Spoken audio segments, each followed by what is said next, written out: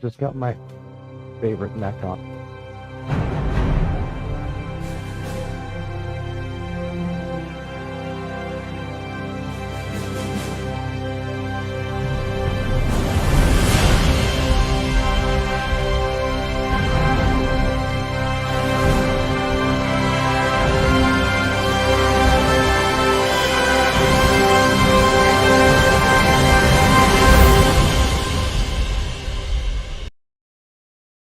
Good evening, I'm Steve Thomas at Choice Mindies on your social media of choice, and welcome to the very beardiest live stream.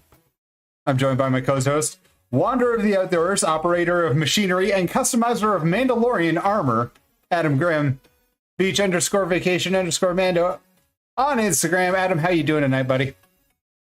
Doing really good. Got a rain day from work. It was kind of nice. Got to play Mech Warrior for most of my afternoon. After doing adult stuff like chores. Adult stuff. Lovely. Yeah, I'm actually still currently in Mech Warrior. Well, that's totally fair. Right now, I'm making our beardiest models make out on screen. So, welcome everybody to our Graybeard stream. As you can tell, neither of these dudes have gray beards, but they were definitely doing a little bit of making out there. So I hope I've offended everyone that I wanted to offend with that.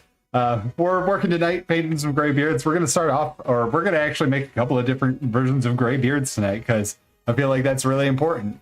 Gray hair doesn't always go gray in the same way, and especially if you have, different colors of hair when it starts, that obviously makes a different gray beard when you go gray. So, yeah, I figured I'd talk about that while we work on some of our Dwarf Giants for our Armies on Parade 2022 stuff. So these are both our new Helmgard Giants. Obviously, we don't have any other paint on these. Well, a little bit of other paint on these guys, but we'll do more work on these guys as time goes by. I'll do some of it in the background, and we'll keep checking up on them as time goes by. If you guys have any suggestions for other things you'd like to see me paint on stream, other, like possible models, that sort of stuff, let me know. This weekend, I'm probably going to be working on a little bit of scenery, but other than that, I'm kind of wide open. So if you guys have got suggestions, I'd love to hear them in the chat. I'd love to hear them in the comments. Go ahead. Let us know what you'd like to see. Because, yeah. All right. So, obviously, we're starting on a couple of different beards. I've got sort of a mid-brown dude here. So our mid-brown guy, let's see if we can get him slightly in focus. Focus up. Got a new camera angle tonight, so I'm hoping it helps a little bit with the autofocus. There we go. So our sort of mid-brown guy, this guy, we started off with Gobi Brown from Scale 75. We're going to be working him up into a nice gray beard. And then our other dude right here, I just started off with him with Eclipse Gray. So we've gone for a relatively dark, not entirely black color. And then we'll build it up from there. So the other colors that we're going to be using tonight are, we're going to be making just a neutral gray. And then we'll be making a brown gray as well at the same time. So we're going to be using golden heavy body, just titanium white, and then just scale color black, because I happen to like it as a black. Nice. Yeah, man. Yeah, I'm painting my my favorite Inner Sphere battle mech right now. Nice. Yeah. Wait, did you actually get your minis? No. I haven't got a shipping notification yet. Oh. I did have to have my shipping address confirmation in by June 13th. Yeah. So I imagine it will ship sometime after June 13th. I assume so as well. I do not have all of my kits. I think are actually all my stuff from the Kickstarter. Actually, is all clan stuff, but the one pledge I made does come with the BattleTech starter set. Nice. So the kind of the bigger one. Yep. Not the $40 one, but like the 120 one. Yep.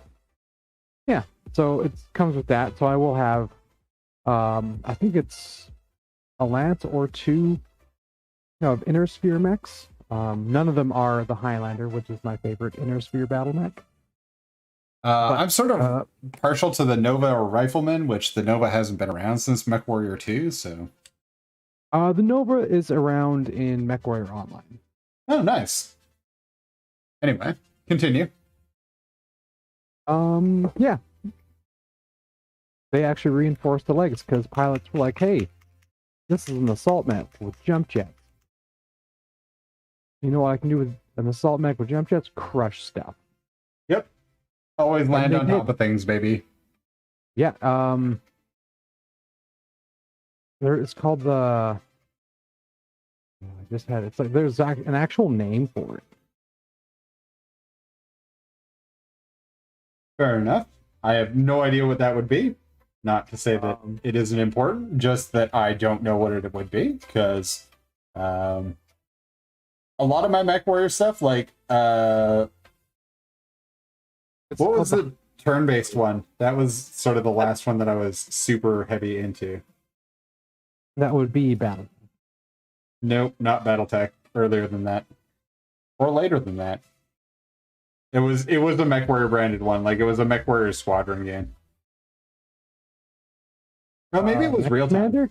Yeah, Mech Commander. There you go, and Mech Commander 2. So just on the palette here, for those of you who are keeping up, I'm just mixing a couple of mid-tones here. I'm using my nice big Artist Loft cheap synthetic brush here. This is just a number 3 because that's where we're going to start up. We're going to start off getting some volumes into these guys, and then we'll start putting detail in after that. Let's talk a little bit about how beards look, because I feel like that's something that's sort of important. Let's look at the internet. The internet has answers to what beards look like. So here on the internet, we have a picture of a very nice looking gentleman in a suit. But he obviously has black hair. Like you can see from the hair on the top of his head and stuff like that, that he does, or he had black hair that is now gone to gray. So he's got quote unquote salt and pepper hair. A couple of the big features that I want to point out is closer to facial features. You tend to keep the pigment in your hair a little bit longer. So right up under his nose, so just the upper part of his upper lip there, he's got a lot more black in there, not just because of the shadow, but there's actually still more black pigmented hair.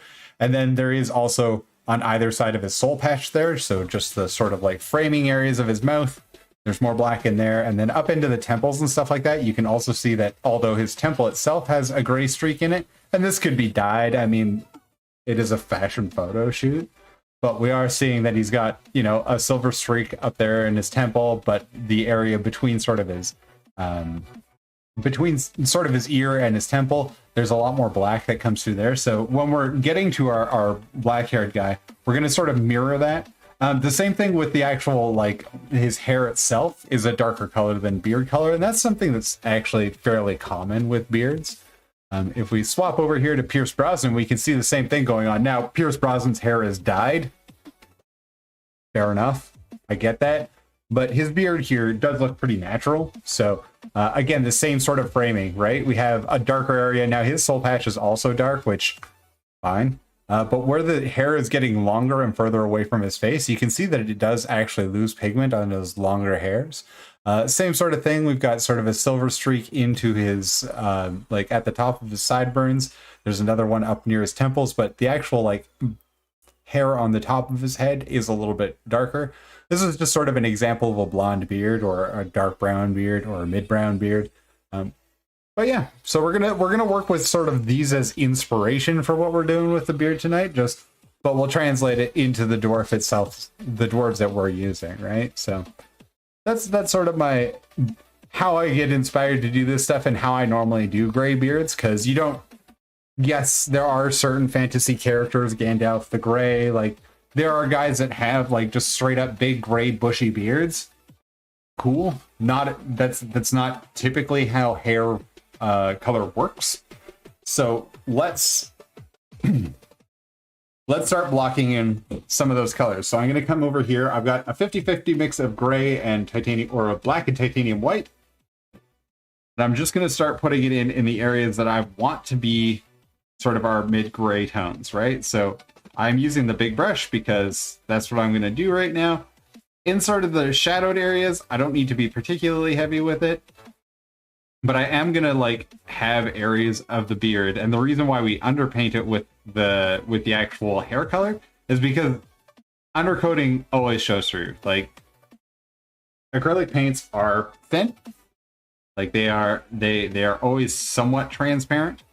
So it's just one of those things that if we treat them like that, cool, then we're gonna get a better result as far as coloring the hair. So even though I'm gonna put the same colors on these guys for right now, so as far as our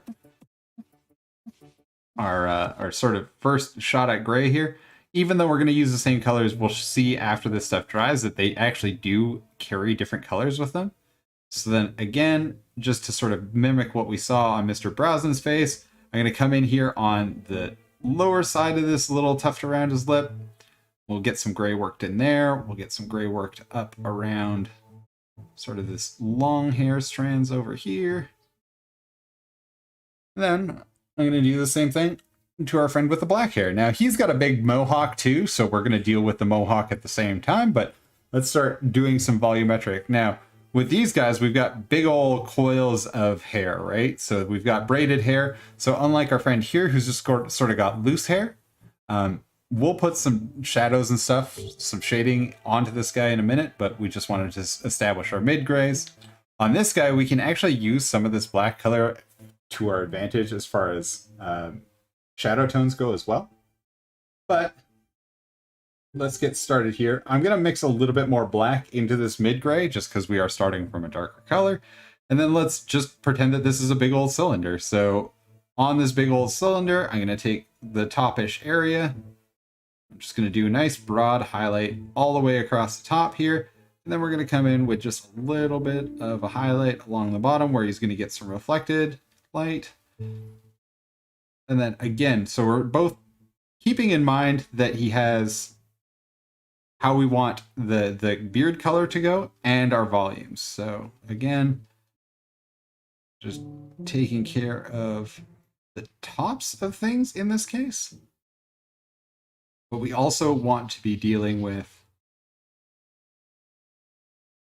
where we want or how we want our beard to get colored. So not only are we doing the tops of things, and I'm doing just smaller and smaller sections as we go, but I also am coloring his beard. So we're both using the advantage of having our nice black shadow color there. Also, or that nice dark eclipse gray kind of primer. Also wanting to make sure that we're getting down to gray on this stuff. So except for very deep shadows, we're probably going to be mostly painting this guy in this darker mid-gray that we mixed. Adam, have you found gray in your beard yet? No, I have found pure white. Nice. I have definitely found gray in my beard, which is partially why we shaved it off. Also, I look like I am going to put kids in a van when I have just a mustache. So can't do the just mustache thing. Got to do full beard or nothing. Yep. Yeah, I have to. I almost never have a not beard. Yeah, this is true. I think I've seen you once without a beard. Nope. You know what? It might have just been like a short beard. Yep. I just thought about it again and I was like, nope, he just had a shortened beard.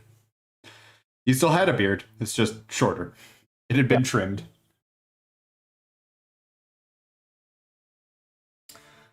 Yeah, so now with the top of his hair, we are going to do sort of a gradient from the base upwards. So I'm going to leave more of this, more of the eclipse gray in the base of the hair. And right now I'm not really trying to articulate textures yet. I'm really just trying to get to volumes, make sure that our volumes are properly articulated.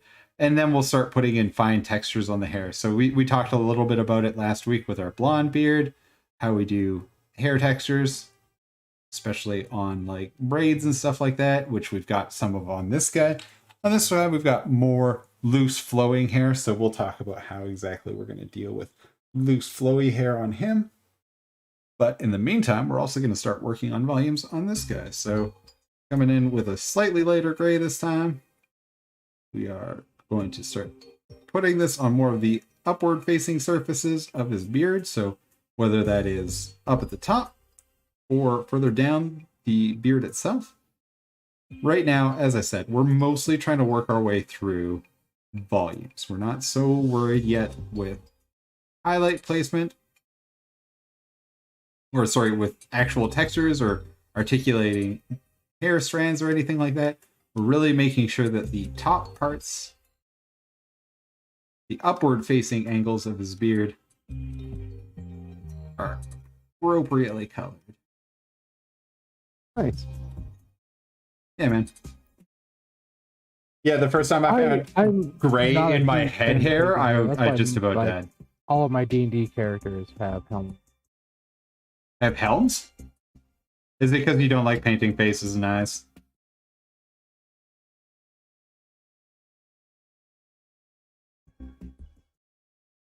Adam, is it because you don't like painting faces and eyes, buddy? Adam, did you die?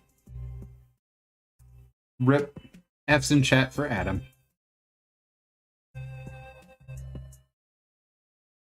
I didn't quite catch that. No, I'm here. My Discord voice connection keeps going from like full green to like red. Nice. Yeah. And by nice, I mean that's a pain. Hey, if somebody out there happens to have a better solution than Discord for voice chat for Adam and I am all ears, because right now my other option is using Google Meet, and I don't want to. I don't want to. I also don't really want to use some of the other options that are out there, but we could look into it if it gets to that area. Yeah, like so far it's not too bad. Like I've left and come back a couple times. That's fair. Actually, no, I guess only once. So you were saying that most of your dudes have helms on? Yeah. Is it because you hate painting faces? I actually don't mind painting faces. I don't like painting hair. Really? Yeah. Why is that? I don't know. I can never get it to look the way I want it to. I end up like my technique now is just doing like if I'm doing brown hair, I'll do a dark brown base coat and then do, you know, a couple thin layers of a lighter brown and kind of do like leave the darker brown, like do sculpted hair always makes me sad and slightly anxious, so I'll give you that one.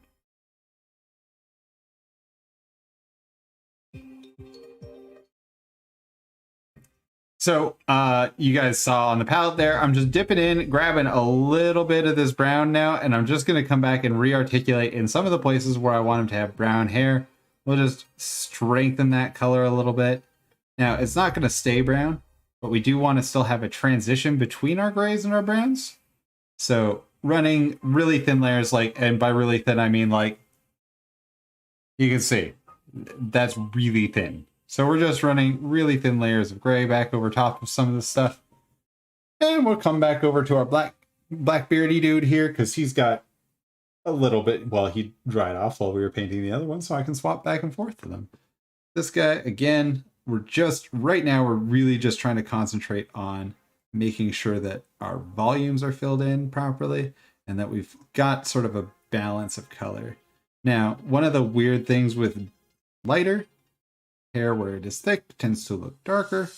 That is just the way that hair works. Thin hair has more light that transfers or is transmitted through it, so places where it is thin, we're obviously going to do a little bit more as far as highlighting work, just to make sure that that sort of comes through. The other thing that I'm doing with the mohawk here is that same sort of idea, where it comes to the higher points of the mohawk as both. So when I say the higher points of the mohawk, I'm both talking about like the closer to the light source parts of the mohawk, as well as the like thinner portions of the mohawk. As a former owner of a mohawk, I can tell you that the top of the mohawk, no matter how well dyed it is, always looks a little bit lighter than the base of the mohawk. Sometimes your friends all refer to you as My Little Pony. Fine. That's just the way it is. So even though we're going to get further down, what I'm going to do, like, so down towards the base, or the, like, down towards the back here, we're just going to take the highlight color and bring it really to the tips of each of these little segments. So where we've got the ends of sculpted hair, I'm also going to drop a little bit of our more highlight colors just to sort of fade that in. Do the same on the other side. I'm really enjoying like watching you painting hair and listening to you paint hair because, as we all know, I don't like painting hair. Well, that's fair. Like the one Warhawk guy I've built so far without a helmet is bald. That's fair. I like painting hair because hair is one of those details that it's really easy to sort of, you know, like when I first started off painting, or as I was getting more into the like technical side of painting, it was one of those ones that I felt there was a lot of good information out there about, but it was not always really apparent what was getting explained and how they were getting to that nice looking hair. And hair is one of the ones that it sort of works pretty intuitively once you sort of understand the principles of how hair, like how light and hair interact. So, and again, it's something that it does incorporate a couple of different techniques. So volumetric highlighting is one of them. The other one is about tension and reflectivity. So it's, I don't know, it's one of my favorites because it is both a technical process, but it is an understandable technique too. So that's why I like hair.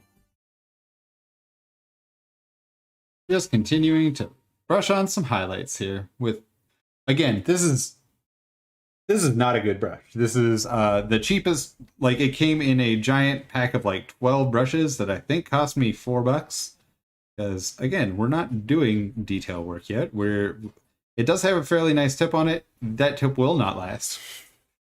That is not how the tips on cheap brushes work. It's just a synthetic brush though, because I couldn't get, actually our local shop, went to Century Box on the weekend with the full intention of buying some of the new GW synthetic brushes.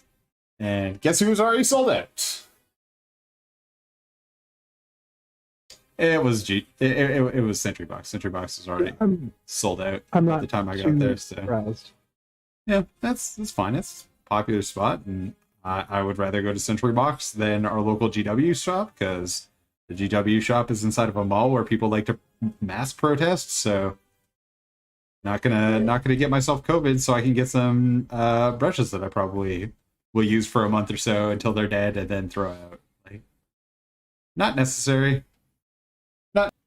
Well, I wouldn't say it's the worst plan ever, but we are getting there. So as we get closer and closer on these highlights, you guys can see I'm cutting down sort of the area that gets highlighted, and I'm sort of breaking it up now from big volumes into littler and littler volumes now. So as I'm highlighting little areas, I've moved from painting, you know, big sections of beard to littler and littler sections of beard. And I'm starting to not pick out just individual areas, but sort of like still keeping to the volume, but breaking the volumes into smaller and smaller parts. So where we started with highlighting the entire section of beard there, we've now got it into highlighting little areas of each section with our highlight colors. And we'll continue, like we'll come back and we'll blend these guys out so that they are properly incorporated into our mini. But for now, that's basically what we're doing, is we've broken down big areas into smaller and smaller areas of highlight. And we're still not really working towards texture or anything yet. We're still really working. And the fun thing about gray beards is that it's not an even color either. Like there is fluctuation in the color of the beard, and since we're not doing, you know, like this isn't meant to be a black beard that we are trying to make nicely highlighted, because highlighting black remains, even though I've got an army, well, a squadron that is entirely black armor, 2 different types of black armor, I'm still not entirely satisfied with my black armor technique and black highlighting technique. So, you know, it's just sort of a ongoing process, I guess. So we're going to continue to get, so now I'm up to about, like if I had to guess, it's probably about 3/4 white to 1/4 just black. And it works well on this dude because we're starting off from a pretty aggressive, not entirely black, but pretty close to black. If that makes sense. I mean, Eclipse Gray is a very, very dark gray. It's got a little bit of green in it, and now we're just using that to our advantage here. So coming into the tips of the mohawk, just the parts that would And it is still fairly, like, this is a very wet mixture that I'm using. There's lots and lots of water in the barrel of the brush. So it is still flowing in a relatively uncontrolled way. I don't want to say entirely uncontrolled, but like, I'm not sad that it's sinking into like the crevices in between things and stuff, right? Like that's not where we're at yet as far as like having to deal with detail on this stuff. So we'll just keep coming back. I'm gonna give him just a few minutes to dry here. I'm gonna give a little bit of highlight some of this stuff down underneath of him there, even though that is gonna be pretty heavily shadowed. We still want to give the impression that it's hair. Little bits highlight on it. The other thing that you'll notice is I'm trying to keep it so that my strokes are going towards where I want the most of the pigment to be deposited. So as I get to the ends of the hair, I want it to end up on the end of the hair. And I do also want it to end up more on the tops of some of these areas. So I'm just, you know, we're still going back and forth on this. Like I'm not done any of these highlights by a long shot. But we'll give our black-haired guy a minute to rest there. Let's get back to our blonde brown dude. Yep. That was well executed. Well said, me. Perfectly executed, Steve. Perfectly executed. Perfectly executed. You heard it here first, folks. Beach Vacation Mando Adam Grimm says, I did perfect. So, clearly, your opinions do not matter. We'll fight anyone who says you didn't. I probably won't fight them. They'd probably be correct. Honestly, I'd probably side with them. They were like, that was an awful introduction to that dude. So I'd be like, yeah, you're not wrong. I mean, you're an ass, but you're not wrong. Oops, I said a bad word. I apologize to all of our viewers who don't like it when I do that. All of our, I assume that there are people watching, whether now or sometime in the future. Hello, future people. What's it like in the future? Do we have flying cars yet? If not, get on it. You can make that difference in the world. And think of how much cooler the world would be if we had flying cars. Think of how much cooler it would be if you were the dude who invented them. Or lady. I mean, dude or lady. Nothing saying ladies can't invent flying cars. Matter of fact, no, there are definitely things that say that not... There are definite reasons why we shouldn't have flying cars, period. I'm gonna go there. As somebody who has to, like, infrequently drive on roads as is, we definitely shouldn't have flying cars. That seems like a disaster. That just seems like one more dimension in which we can all just make disasters happen. Adding that third dimension seems incredibly dangerous.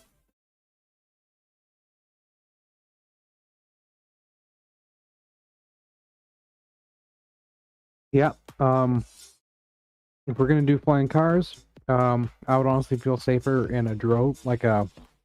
Oh yeah, no, fully automated. That's the only way we're allowed to do it. There is no other options. There's no, I get to drive the flying car. No, you don't. No, you don't. That is, a robot gets to drive the flying car. And I don't want it to be like Johnny Cab from Total Recall, because I need to mention Total Recall at least once a stream. I want it to be like reliable cab service. Yeah, that's fair. I would not model it off of Johnny Cab. Johnny Cab is terrible. Right? I mean, aside from everything else, you can just rip him out of the driver's seat and then apparently take over? Like, that doesn't seem right or good. It seems bad. It's a horrible thought out design. Like why would there even be a steering wheel inside of the Johnny Cab? That's just asking to have the Johnny Cab stolen. And possibly have Johnny Cab just mangled. Hey, do you remember when we had that like robot that hitchhiked across Canada and then it made it to like Philadelphia in the States and then it got ruined? That would be Johnny Cab, right? Like, yeah, like without a doubt. Like 10 minutes into its first encounter with a drunk, Johnny Cab would be somebody's new cab, right? Like, that's why we get automated scooters. Nobody's going to steal those because they're worthless. Like they're also like GPS tracked by the company, and most criminals aren't smart enough to get rid of that. I mean, like, you'd figure that the company behind our theoretical flying cabs would also put some trackers on Johnny Cab, but, like, I don't know. I've seen Silicon Valley invent stupid things in my life, and it wouldn't surprise me if one of the stupid things that they invented was a flying car cab service without drivers, and then they were somehow shocked when real actual monkeys got a hold of it and abused the crap out of it. And by real actual monkeys, I mean like humans. Yeah, but I'm totally understand. Humans are pretty awful. I mean, I don't want to paint us all with a broad brush, but we do have a word for genocide, so like that'll tell you pretty much everything you need to know about us. Yep. All right. Let's continue working volumes on these guys, or on this guy.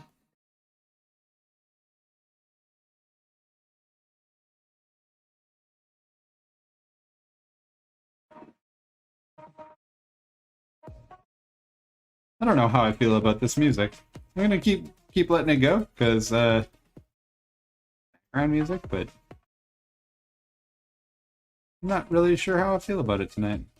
It's just doing its thing. It's not hurting no one, so we'll leave it.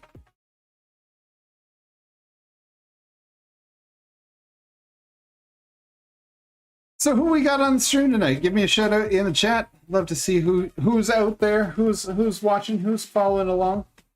Yeah, love to hear what you guys are working on tonight, or what you would like me to work on in the future as I continue to paint our bearded friends here. Or don't. Stay silent. Be like creepers. That's also cool. I'm actually fine with people doing a little bit of creeping in the stream. If you are new to the stream, welcome. If you are a long-time watcher and viewer, and you're just having some fun, putting us on in the background while you paint your stuff, that's also cool. We are basically a hangout and hobby sort of stream. Like, you know, it's pretty chill. We're not here to do anything crazy, go nuts, but I'm going to give whatever insight I have in painting this sort of thing. So tonight, we were working on a couple of different versions of gray hair, but we're doing it with our beardy dudes, so right now, I'm still working on getting sort of our base colors established. In this case, we're going over black on this guy. So you can sort of see we've got a gray beard for sure. Like we are definitely getting into that. This is a gray beard area as opposed to being like a black beard. We're finally kind of getting to that area of color. But very soon we're going to start coming in, getting some gray beardy texture into this beard, because right now we got big blocks of color and stuff and it's starting to come through, but we really want to get texture on this stuff, right? We don't want it to just look like some like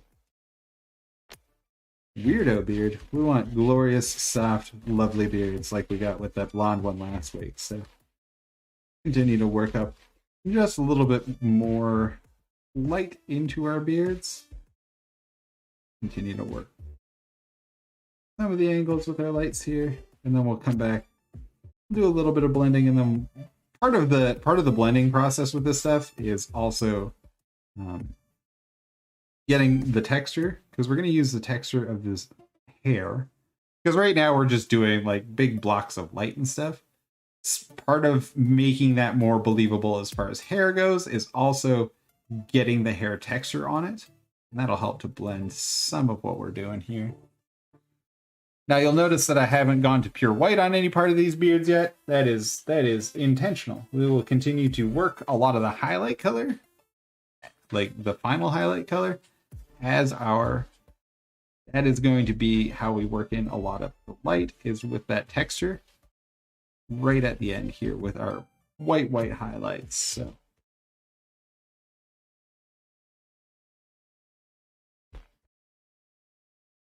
continuing to just go across the model, make sure we're picking out areas where the hair is thin as well. Like we'll do a little bit more to work the texture on that part in a minute here, but again, just areas where it is facing up towards the light, we're going to continue to work highlight colors broadly into these. So we're still doing pretty much just establishing volumes of sketches here. We haven't started refining the shape very much yet, but we will get to that in a moment.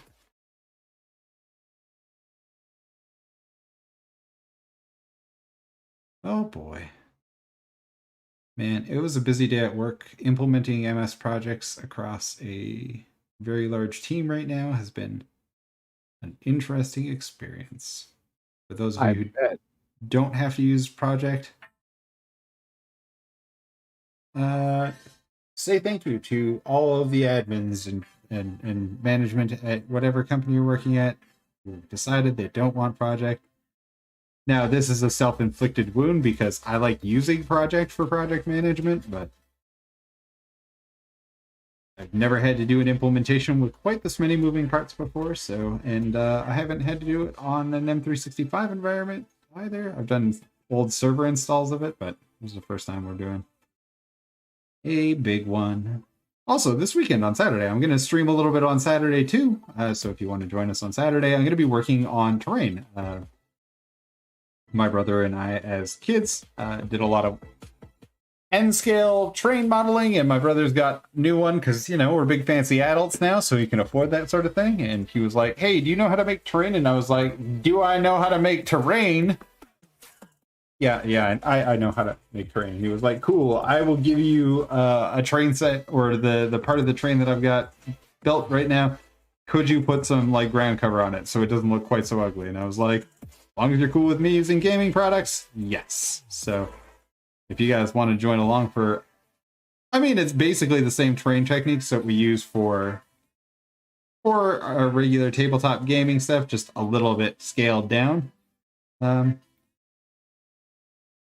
probably what I'm going to stream on Saturday, if I'm honest. I think that's what I'm probably going to stream on Saturday, so we'll see. I might stop by, grab. There are crabs.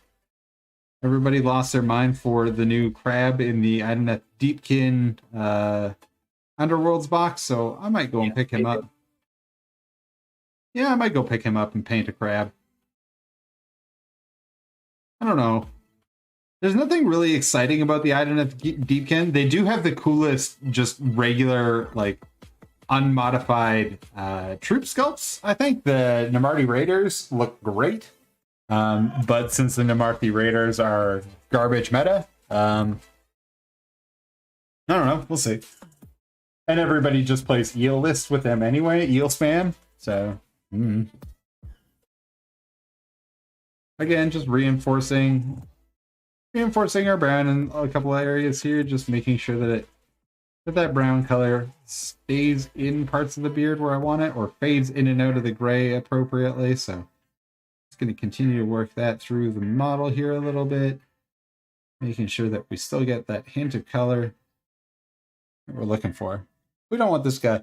I mean, we do want, you know, some pretty nice grays in here, but we're also not going to go just absolutely pure gray, because that isn't how hair goes gray. We talked about that earlier. We looked at Pierce Brosnan's face. He's a very beautiful face for being what? It's Pierce Brosnan in his 70s. I don't think I know what he looks like from the 70s. No. Is he in his 70s now? He's got to be close, right? I think he's in like his mid 60s.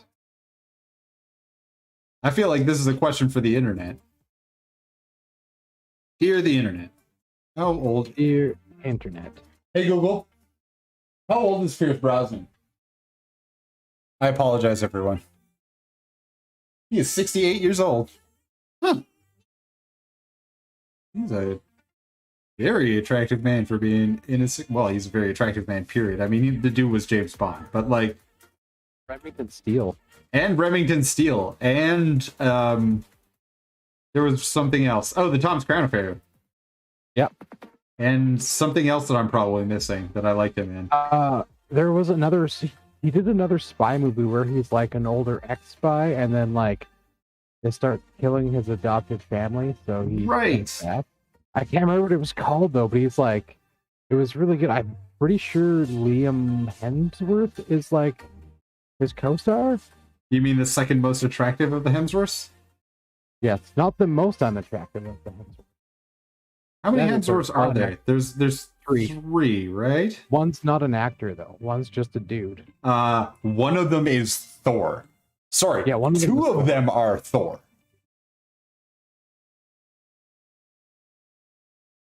Chris is obviously Thor for most of the time, but the least attractive of the Hemsworths is also Thor.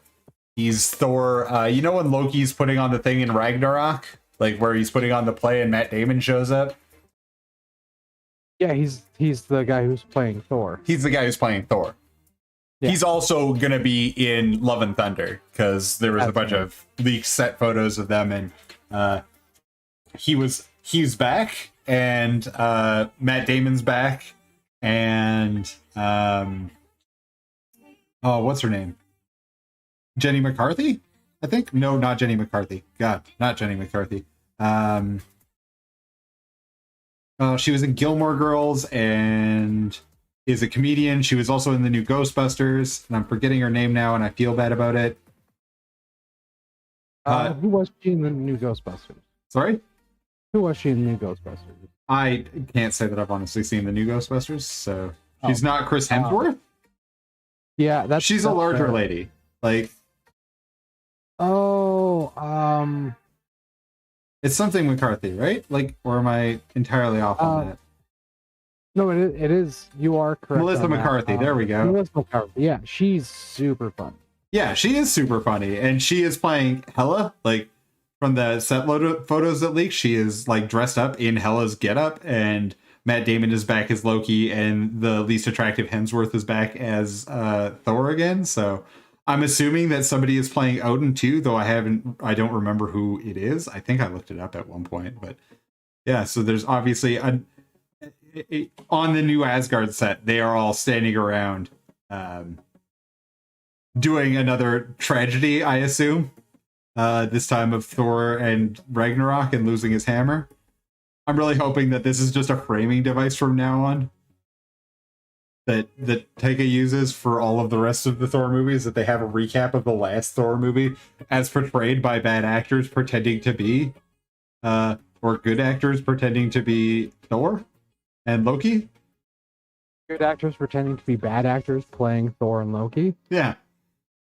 There you go. You got it. You cleaned up that one for me. You made it work. No worries. I like to read.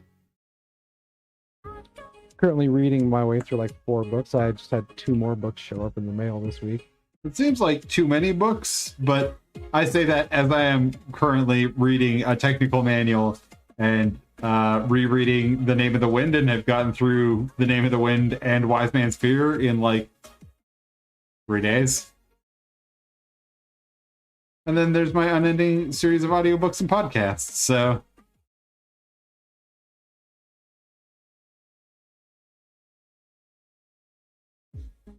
Totally fair. Like, I generally have like at least 3 books on the go.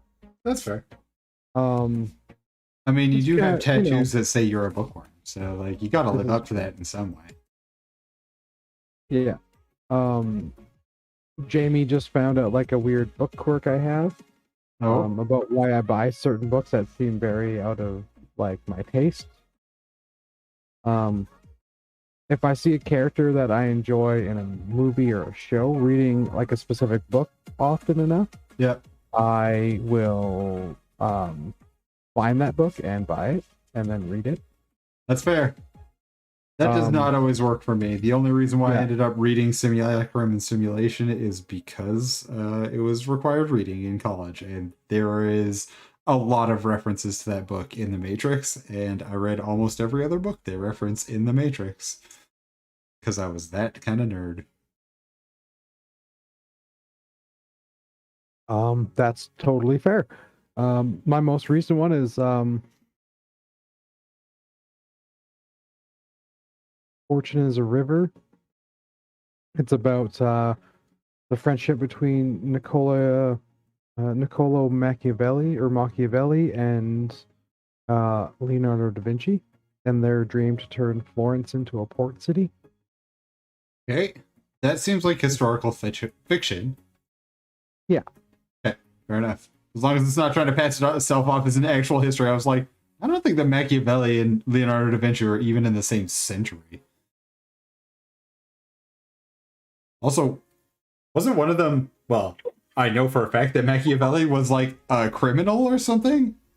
Like he was exiled and ended up writing The Prince specifically to try and get back on somebody's good graces and in a court again because he was something of a scoundrel.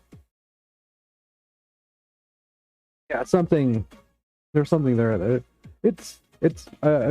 got it because Baron Zemo uses it or reads it throughout the Falcon and Winter Soldier.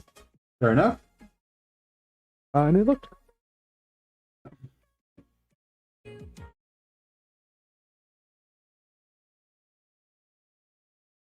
Okay, I assume you've died again.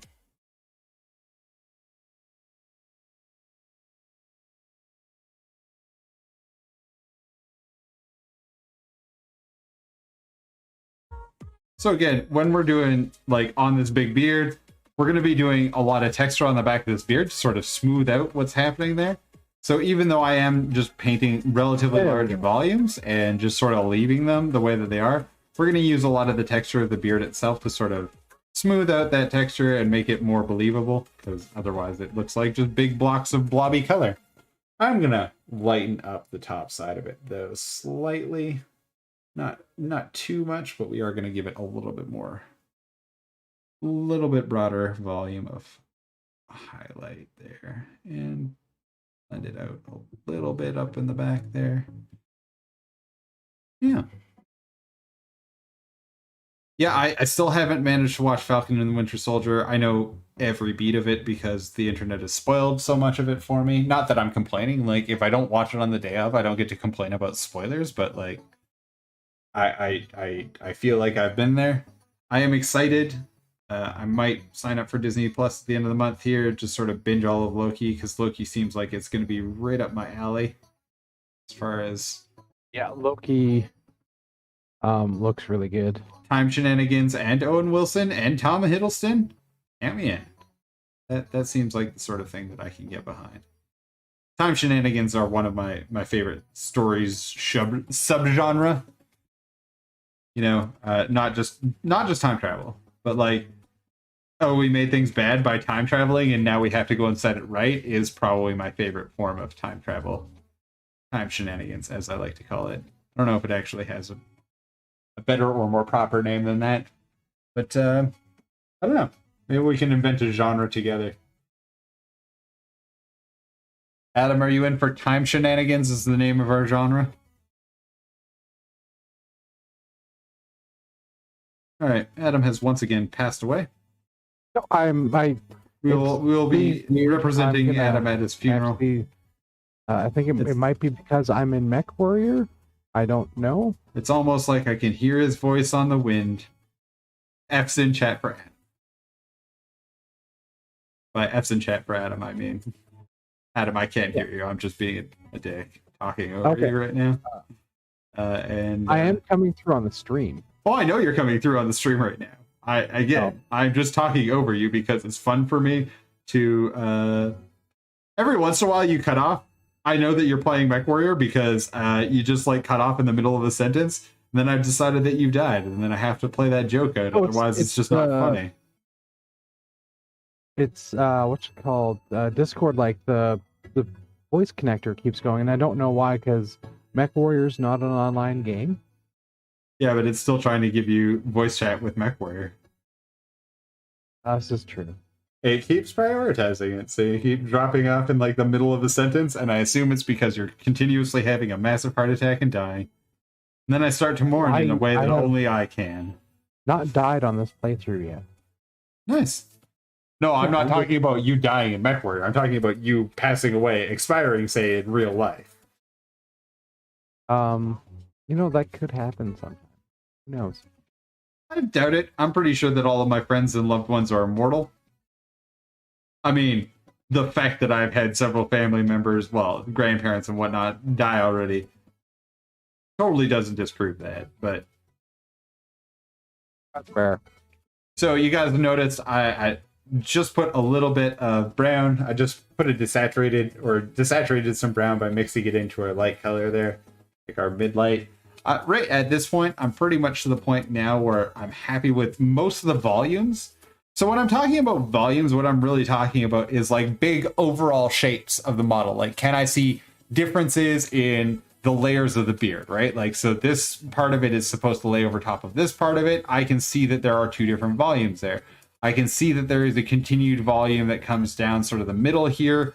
I can see the difference between this mustache area here and the longer flowy bits. There is a definite difference between like the bunches of hair on the back here, even though now that I look at it, I'm not super satisfied with it, but I'm looking for basic shapes and trying to highlight those in a way that makes sense on the model and trying to identify those parts just with paint, right? Like just with varying colors of saturation and lumosity and contrast, right? We're just trying to use contrast to sort of bump that stuff and get it one differentiated from the other. And since the paint on here is fairly wet, I can also do a little bit of wet blending. Like I'm just coming in with a second color, adding a little bit of definition where I want it. So like right now I just pulled I just pulled black basically. But because there's so much of that light gray on there, I can just sort of mix that black into the light gray to create a nice shadow transition there. And then up underneath of his helmet here, just to give it a little bit of separation from here. And then to get this like sort of beard bit pulled out, I am just gonna, again, I'm here with the black. And some of these deep shadows under this side of the beard, we're also gonna get those with this black right now. Up under this area, we're gonna get with the black, and then, yeah. And you guys can see essentially what the process is here that I'm going through here is, right? Like, I'm using the varied lumosity, like rather than like value or color to sort of make the different parts of the hair stand out the way that they're sculpted on the model. So, you know, this big flowy part that comes off the mustache is different than this area that comes off of his chin, right? Like that comes out of the soul patch and comes down to his beard. So I'm just going to drop a little bit of a dark color in to differentiate that. And then again, I'm going to give it a little bit of a differentiation from this side. So I'm just going to pull that like long Fu Manchu strand, which I know is not the greatest terminology, but I don't. What else would you call the thing that comes off of the side of your lip? Like the side of your upper lip as a mustache, if you have that like all drawn out. I don't feel super comfortable saying Fu Manchu. That seems... yeah, I'm not totally sure. It seems like pretty problematic if I was to go with Fu Manchu, but like that's what that beard style used to be called, right? Like that's what Hulk Hogan had. I guess we could call it the Hogans. Like he's got these... Hulk Hogan had a handlebar. Yeah, Hulk Hogan had a handlebar, but like imagine like there was times where like that, you know, extends down. And that's just all I'm saying is that like that extension of hair here is what we're trying to differentiate from the hair around it, right? Like he's got like this is kind of head hair here. This is an extension of his beard. With that head hair, I am going to make it a little bit more brown. So again, I've gone back to, in this case, this is just our Gobi brown. This is the hair color, the head hair color on this guy. So just like this guy has more black in his actual mohawk than he does in his beard, this guy, for the parts that are his head hair versus his beard hair, we're going to incorporate a little bit more brown in those in total. So again, we're glazing it over top. We're not trying to let it set down in big puddles or anything, but we're just going to evenly glaze that stuff with this Gobi brown now that we're pretty happy with our values. Might do a little bit more darkening just underneath of his armpit here because I feel like it should be. On the undersides of this sort of gray area here. Down a little bit further. Undersides of that stuff. Even here on his beards. A little further. Just really trying to make the most of the contrast now. Again, thin glaze, or Gobi brown. In areas where it is accumulating too much, like where it is pooling, I'm trying to pull that away with my brush, which is why I kind of like having this giant number 3. I can put it down and I can sort of pull it away rather quickly with the big old brush. Move it into areas, move the pigment off into other areas of the beard, that sort of thing. This guy's like full on cousin it though, if we're serious about this. Like let's look at this guy's face. He has got beard hair coming from everywhere. Like that's cousin it style, right? I'm not. Like that's. If he had long hair, it would be even more so. Oh yeah, like he's got like, but it is pouring off of like every orifice in his face, right? Like he's wearing a helmet, but it is coming out like he's got like cheek hair, like nobody's business here. Like this area is cheek hair. And it is just like I can't grow that much cheek hair. To be fair, I can't grow that good of a beard. Period. Maybe this entire painting series of how to paint beards is me trying to come to grips as an adult with the fact that I'll never have a big lush beard.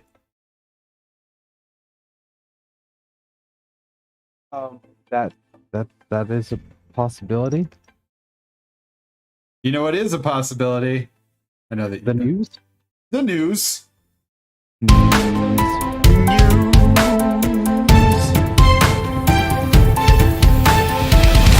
Alright, so a couple of stories this week. I'm only going to choose a couple because I only really want to talk about a couple. There is other news out there, but the first one that I want to talk about, and this one's probably the one that's got me the most excited, is McFarlane Toys has got 5 new Warhammer figures coming out. Yeah, I really like this scale of figures. I didn't get in early enough to... I know I can go out and get a Necron now. I don't care so much about the pre-painted ones, but we'll talk about them really quickly. There's a Blood Angels Hellblaster and a Blood Angels Lieutenant, Primaris Lieutenant with a power sword. Neat. There is a Sister of Battle. Yep. But they are also making them a plasma pistol, which makes me happy. I hate the paint jobs, and the close-up paint jobs look like it just look bad. But look at how good these things look when they're just like when it's just a raw vinyl. So this is just raw vinyl. So they've got one here for this is the Hellblaster, and then we have the Adepta Sororita. We have our sister. I am constantly amazed with how good the textures are on these ones. Like, just to compare, this is the painted Sister of Battle, right? So these things are what, 7 inches or so tall, 7 to 9 inches tall, if I remember correctly. Look at how lush the texture is on that robe, like on her loincloth. That is amazing texture, and how different it is than the leather that's on her like corset or the leather that's on her like whatever this part is. Perfect. Really well represented, all the rest of it. Like, just an amazing sculpt. Except for it is painted in one color of red. They like slop some gold at it. There's some uneven brown on it. Like, and the white is okay.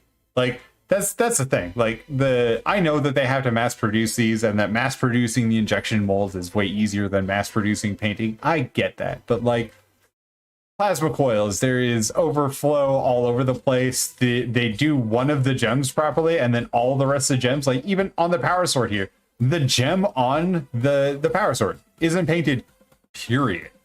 Like, it's just, they didn't touch it. They forgot that there are gems on the power sword. The power sword power node isn't activated. Like, whatever. They do. It's mass produced paint jobs, whatever. But it does make me excited to paint both. I don't know which one I'm more excited to do. Whether I'm more excited to actually paint like a Hellblaster, because I like plasma coils, and I think that painting them at this scale would be way more fun, or the Sororitas, like painting a Sister of Battle, because a Sister of Battle at this scale, especially with all that like it looks like real cloth, like it looks like real rough spun. Anyway, which would you rather paint, Adam? Adam has died. Well, since Adam's dead, we're going to continue along with the news. Spiky Bits announced, and this has kind of been all over the place on the internet for the last week. Well, last week, I mean, since Sunday, I've seen various places go out and say like, hey, we believe that we now have, that we've got pricing sorted out for Age of Sigmar. So, why is it not? Should be back and good now. Yeah, you are. I would really love to paint the sister battle. That's fair. I've really been into that army for a long time. I have a squad of the old pewter ones. Neat. I never made a sister battle army because they were all pewter and extremely expensive. Hella expensive, yeah. Yeah. I mean, up until the relaunch, I guess, the plastics launch, 18 months ago? And we finally got the rest of them this week. Like, it finally went up for pre-order for the, rest of the codex that was originally announced. So, GW doing that thing now where they're announcing armies and then releasing it in 2 parts, 18 months apart, because they started it with Ideneth and now they can't stop themselves. So, yep. Good job. Good job, GW. But we are saying, so this is from Spiky Bits, so AOS 3, everybody's saying that pre-orders are going to go up next weekend, so not this Saturday, but the Saturday after that, and in stores on the 3rd of June. The launch lineup looks a little different than what they talked about during the actual launch, at least as far as Spiky Bits is confirmed. I actually think that Spiky Bits has got this wrong, and that we are going to see the full launch lineup that they talked about at launch. I don't think it's just going to be the starter box on week 1, but we'll get into what they say is launching. So the AOS Dominion start box, this is going to be $200 US, so I expect it to be about 260 Canadian, 250, 260 Canadian. We'll see where it comes in. What do you think for 50 models? Basically, what do you think? Is that you feel that's a good deal? Or sorry, 60 models, not 50. Yeah, simply because of if you factor in what those models are going to cost, not a new for the hero ones individual basis, but the units going to be $50-$60 a box. The heroes are probably 80 to 120. Yeah, individually. So 260 for all of that is amazing. I think that the price is low. I think that Spiky Bits has got it wrong on the pricing. I think we're going to see 250 American and 310 Canadian. 310, 325, somewhere in there. I think that that's more realistic as far as pricing goes. I think it could go as low as $300 Canadian, but I would be surprised if it was less than $300 Canadian. Truly shocked. Just looking at the rest of where they're putting the pricing for this stuff. So they are saying the Dominion box comes out. These AOS 3 starter rules or core rulebook kit is going to be $65, which lines up. That makes sense. Core rules for 9th Ed were $65 American, so that makes sense to me. There's going to be a limited edition of the core rulebook. Now, they're saying that it's going to be $65 for the limited edition, and I think that is bullhooey for everybody who has had AOS or any of the core rulebooks, AOS core rulebooks that are, it's going to be $100. It's going to be $100 Canadian, so whatever that is in American, it's going to be $100. It's just going to be $100. I don't know why they think it's only going to be $65, but whatever.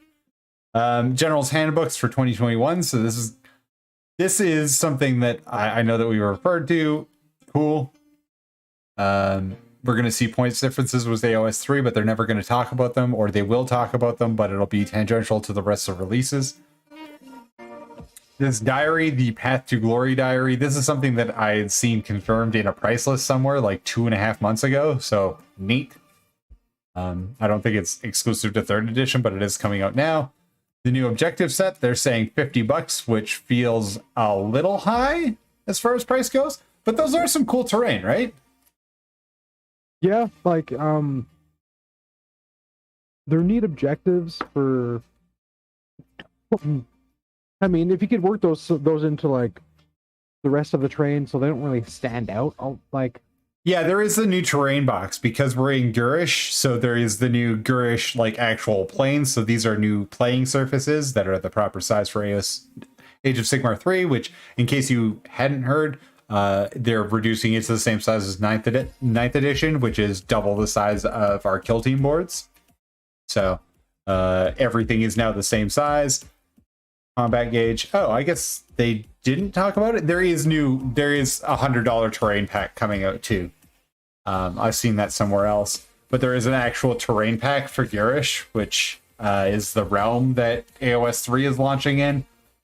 It's actually really cool looking terrain too. Like maybe I saw it on Warhammer Community now that I think about it. So, but they've definitely talked about a terrain box, so you can see some of the like style there. But yeah, $100 terrain box, $50. $50 for the objectives seems a little high. I feel like this is going to be $40 Canadian, $25 American, I think. $50 seems a little high for that. Like, that is pretty expensive for that. I also think that we'll see both the heroes. We won't necessarily see the dude with the giant bolt thrower, like the one who's firing the tree for the Cruel Boys. Yeah. Or the chariot from the chariot from the Stormcast Eternals. I don't think we'll see that on launch weekend, but it wouldn't surprise me if it was like a week later for purchase. I do think we'll see both of the heroes, or sorry, at very least, what's her name, Ukraine, as a separate sculpt, just because they advertised her as a box feature before they even talked about the AOS 3 launch. So I have a feeling that one will be, or I'm hoping that one is on launch weekend. What do you think, Adam? Should we buy a box? Should we get some orcs and some Stormcast? We might have to. We do that. I might actually, instead of getting Slaves to Darkness, I might actually get the Uruk. Start collecting box, because I also really like that one. See, this is the thing: is do we do Oryx, or do we do like Oryx and the Stormcast, or do we wait and get the Beast Snagas that are supposed to come out sometime in July? Which 40k Orcs, man, new 40k Orcs. I like Sigmar so much.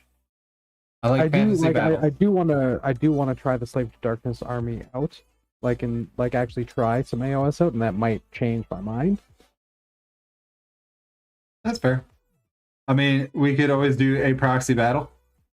At some point here, on the 28th, I guess, we can start booking in our second COVID 5G update. So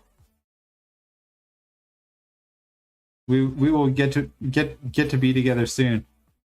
I was thinking about that. I was like, man, if we could all get vaccinated by the end of summer, we could really start planning for the fall and maybe a D&D weekend, which I severely miss.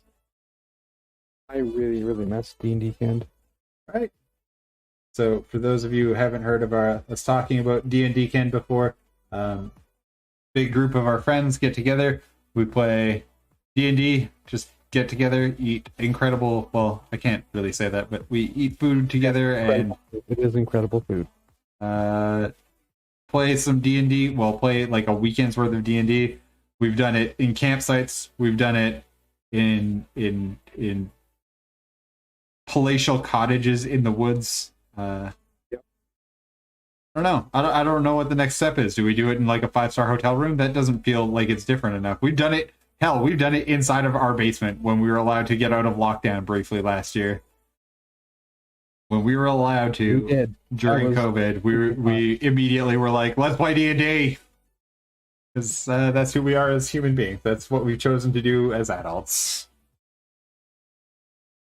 So, just to talk a little bit about what I'm doing on the model.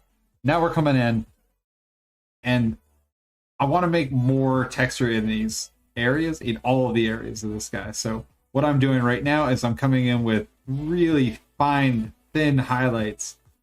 Or this isn't even highlights, this is shadows that I'm building in. So I'm coming in areas where I want to sort of blend edges of highlights and adding tons of little tiny brush marks with the sort of like mid gray. I'll go back and forth between mid gray and a darker, like a closer to black color. But this is starting to articulate hair texture. Again, I'm not using my best brush here. It's not that I'm quite to stippling, but like we're doing tons and tons of little tiny, very light strokes to get this articulated, right? You guys saw across the top, just across his mohawk, I am putting some fairly dark separation just between the layers of his mohawk. So this is just going in with black, essentially, and just sort of articulating the difference between the hair strands that are going over and the hair strands that are going under is basically what I'm doing there, just to sort of get some separation built there, and then we'll do a little bit of highlighting to all that stuff to really get it separated one bit from the other. Like the beauty part of GW hair and the frustrating part of GW hair, I love this beard hair. This beard hair is really well sculpted because it gives a nice flowing pattern to his beard. There's large chunks of hair to deal with. The hair on his mohawk makes me insane because they wanted to sculpt not big parts of it, but it's too big to be an individual strand. It's too small to be like a larger considered part of his hair. So that is my cross to bear. It's the same reason why I'm not a huge fan of the way that GW does fur, because GW tends to do this like in between texture on fur where it is too large to be or it's too large to be an individual strand of fur, but it's also too small the chunks are too big to be individual hairs, but they are too small to be re-rendered as anything else. And that's what's kind of going on with his hair here on the mohawk. Whereas with this guy's hair, like on his hair, I still have big areas where like I can articulate texture, because there's still like big flat areas where I can go back in and put actual texture into it. Anyway, that's neither here nor there. That's me being complainy, grumpy McGee. But it's my stream. I'm allowed to do what I want. Be complaining and grumpy as I want to be. I can be a curmudgeonly old man. You guys can't stop. There's nothing wrong with being a curmudgeonly old man. I take great pride in being surly.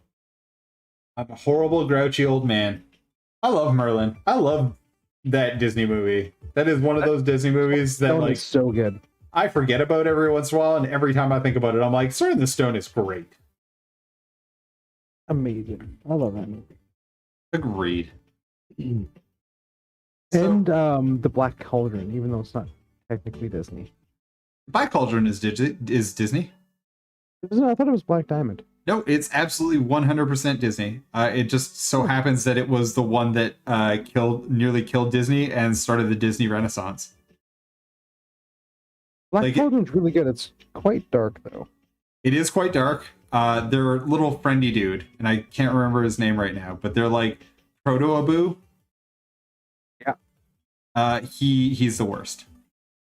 He remains the worst. I can't remember his name, but I remember being really annoyed with him even as a child. So it's Gorky. Gorky? Yeah. I hated that thing. Just not a fan. Not a fan. Totally fair. He was not a super fun character.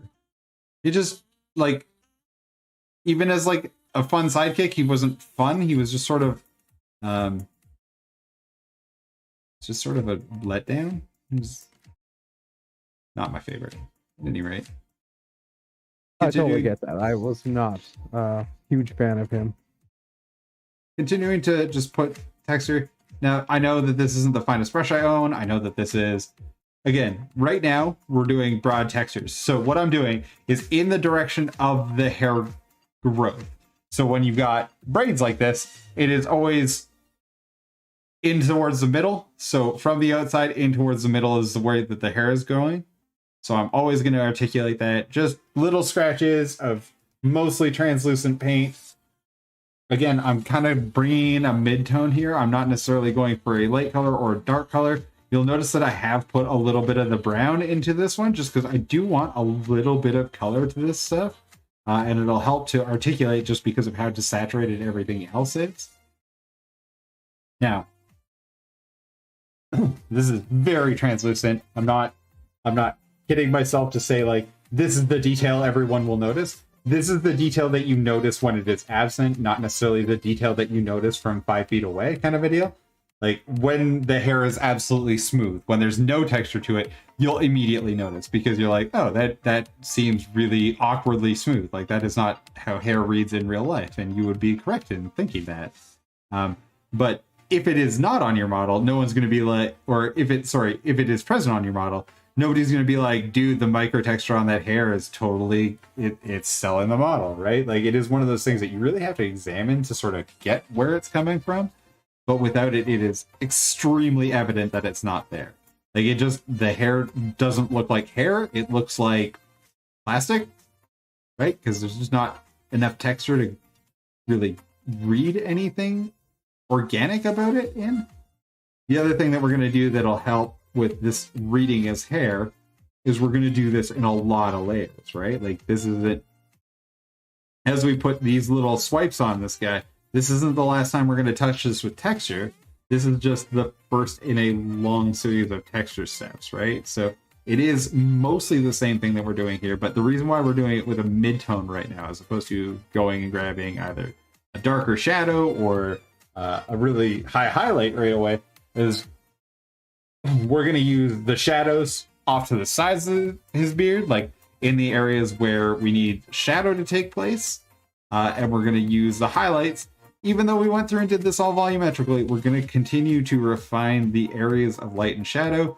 We're using this mid-tone to sort of help blend some of those areas as we go through. Also, I just noticed that they modeled one of these. I mean, I've been painting it that way the entire time, but they modeled one of these braids. They modeled one of them backwards, and it changes the direction of his. Changes the direction of the braid about halfway through the braid. So weird, but sure, why not? We'll make it work. Having had a beard that was long enough to braid, yeah, sometimes they just kind of do weird stuff.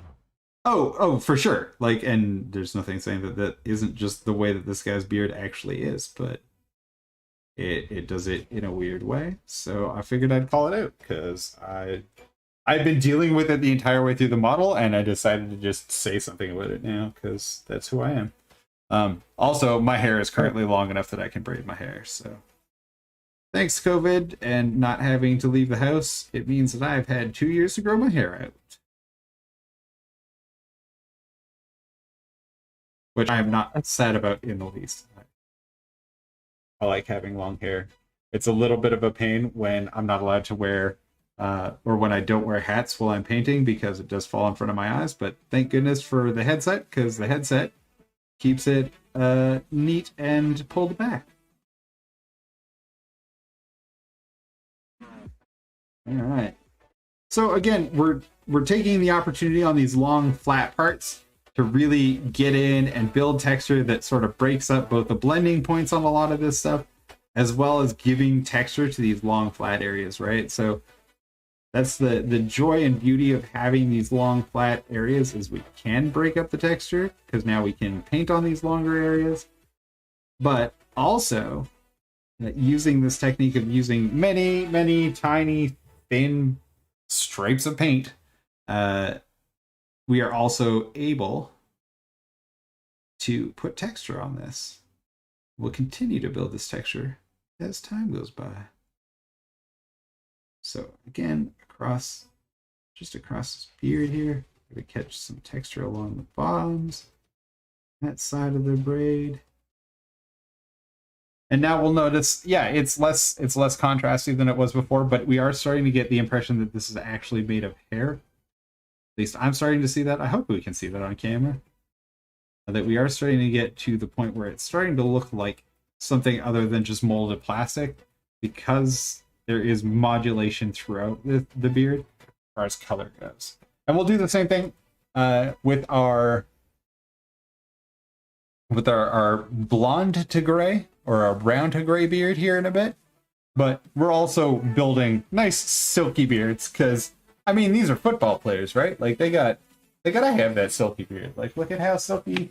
Like, if this guy was your teammate and he rocked up and he was looking like, you know, he's got that beautiful golden silky beard, and you showed up with like a scraggly beard, imagine how awful you would feel. You'd be like, that guy has clearly spent at least an hour shampooing and braiding that beard. Like 2 hours. I'm certain of it. Shampooing and braiding that beard. If you show up and you just got like a weird mountain man look going on, everyone on the team is going to make fun of you. So these guys have got to get their beard game up too. So, but for right now, I'm going to take a little bit of a break. We'll take a 10 minute or so break. We'll be back. That's good. I have to take the dog out. Yeah, that's totally fair. I got to take the dogs out too. We are going to run a little bit of a slideshow. If you'd like to be included in the slideshow, you can always just DM me on Instagram. I am Choice Minis on Insta. You can also send it to choiceminis@gmail.com and just send your entries. I'd love to feature your guys' stuff on here. So if you want, or if you get a chance, you guys can always put it in that way. But we're going to be taking off here for about 10 until, you know, half past. Let's say that. We'll be back at the bottom of the hour. Cheers, everybody.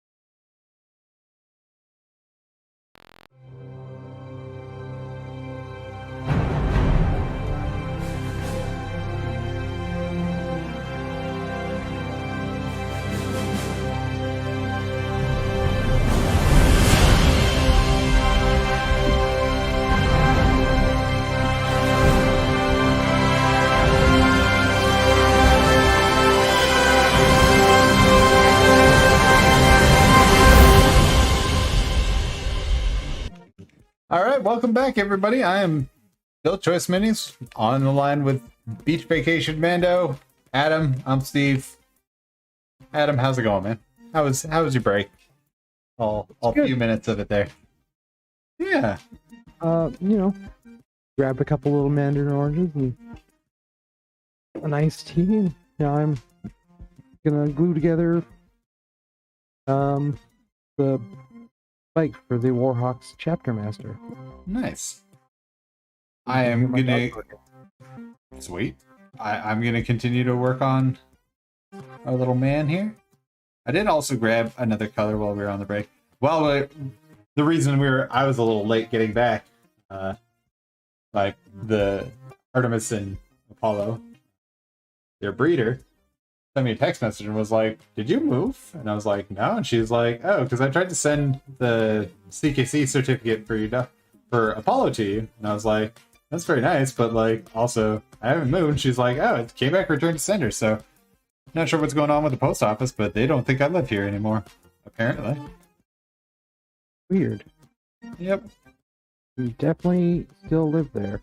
Yep, I still live exactly where I live, and exactly where I lived when they sent me the last CKC certificate, so yeah.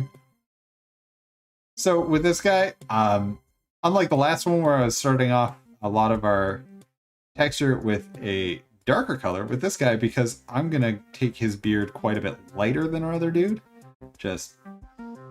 I'm starting off with a little bit lighter color to put some of this texture in with, and then we're gonna keep on getting texture on this guy. So the big thing with texture on these sort of looser beard, where he doesn't have it all tightly braided. Like he's got a couple of sections here that are braided. And we'll give those love too. But on these sort of looser sections of hair, there's a couple of places that we really want to make sure that we're getting texture in and highlighting a little bit lighter than we otherwise would. And that's on loose ends of hair. So where there is hair that feathers out, we really want to accentuate that feathering with nice light tones. Maybe even lighter than what I've got on the brush right now, but we're starting to build up that the ends of his hair are nice and light, and they're nice and feathered out, because again, silky smooth beards on these guys, they're gonna have nice smooth silky beards. So again, we're just building in textures with lots and lots of tiny little lines. But unlike our black-haired guy, I am gonna use an off-white instead of our pure white for a lot of this sort of mid-tone highlights. I know that doesn't make much sense when I say mid-tone highlights, but like if we were to think of this in like a 5-color scale, you can see what we've got. This was our tone underneath of all of the beard stuff. So even though he's got a whole bunch of gray on his beard, you can see that we're still maintaining there is a difference in color between the two of them, and that's just partially because of the undercoat that we put on, and partially because we're going to continue to accentuate that by adding both the Gobi brown in, and we're going to use a little bit of Mojave white as our sort of like on the scale of 1 to 5 color. This would be sort of our 2 color is going to be the Mojave white, and then we'll use our pure white as our number 1 color. So 1 being the lightest, 5 being the darkest. We're going to use our number 2 as being Mojave white instead of like a, let's say 85-15 white to black. So 85% just pure white to 15% pure black. But again, right now we're just working on getting some of the texture into the beard with this sort of mid-tone. This would be our number 3 essentially on this beard.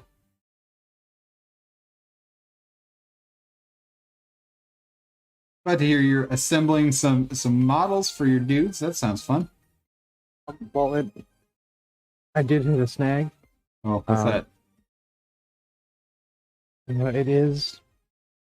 I have found that the resin from Pop Goes the Monkey, who I ordered, this really sweet like graph bike chopper from.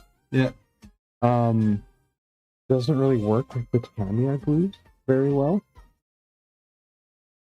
I'm telling you, man, resin doesn't respond well to, like, Tamiya glue is like, it's mostly nail polish remover. It's mostly acetone. So it's gonna work with plastics. It's never gonna work with resin, man. This is actually a high quality plastic than Pop Goes to Monkey. And it's weird because like the other bits I have for the Warhawks, the heads, swords, and glaives. Yep. And like kind of little circle icons. Yep. They're also the high quality plastic from Pop Goes the Monkey. Yep. And they worked totally fine with the Tamiya cement. So how are you applying it? Maybe I should ask that question. Well, first I'm filing down both sections on the bike itself and the forward mounted bolters. Yep. Just, filing each a little bit on each the bolter and the bike. Then cleaning it up, getting rid of any of the like plastic that's come off with a old like garbagey plastic toothbrush thing I got for free from somewhere, I can't remember where. And then putting a couple dabs of the Tamiya cement on each again the bike and the gun, and then holding it and not grabbing. So what I would suggest, use more of the, are you using extra thin or thin? Like, are you using green or white label? Does it look like this stuff? Or is it the one that is like gray in the background instead of like the lime green?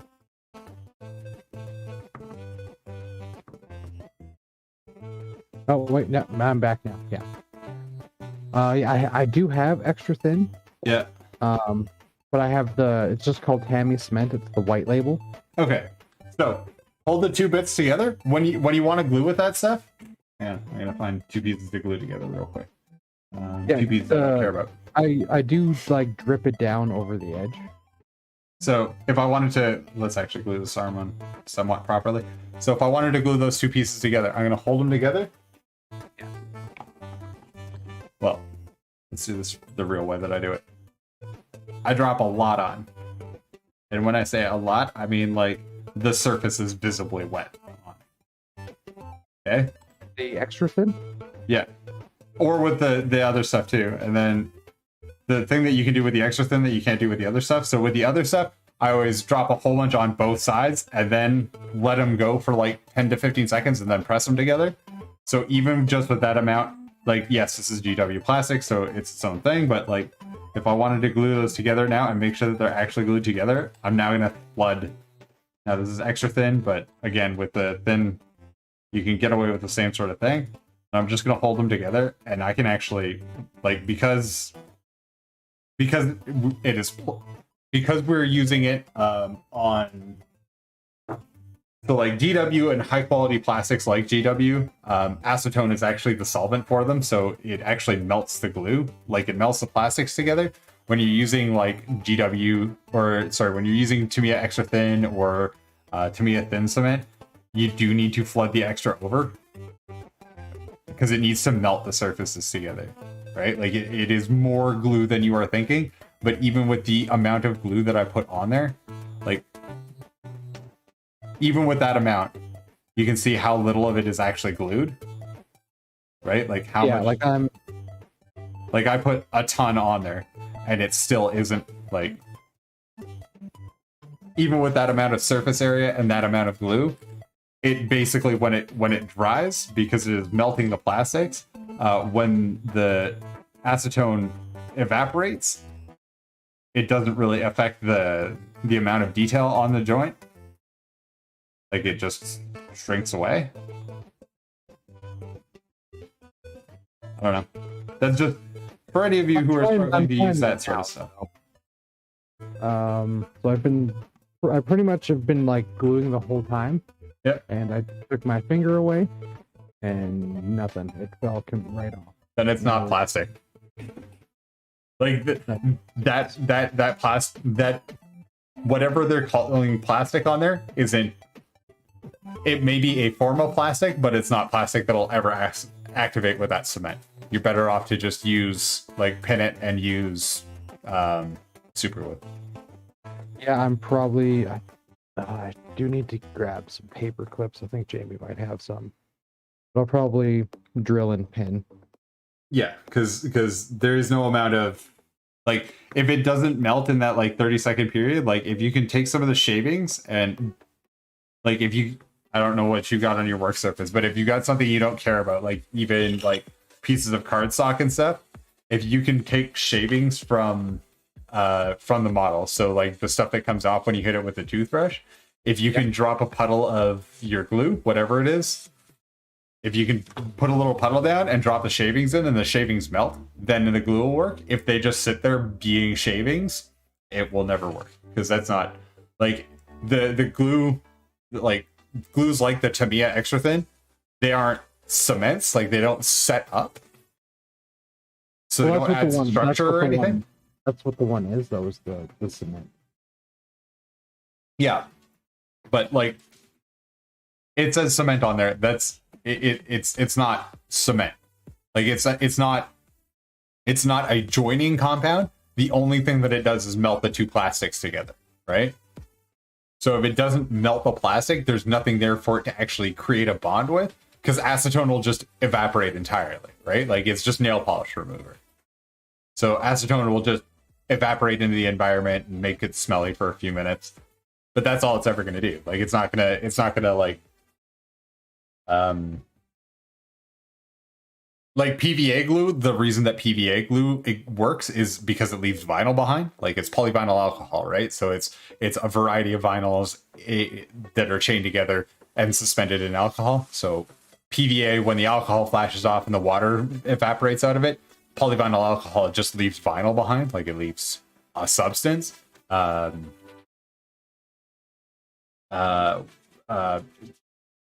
it called? Super glue. When super glue, like cyanoacrylate, when it dries, it forms a crystal structure when it's exposed to oxygen. So the like crystallization is what forms the bonds between things.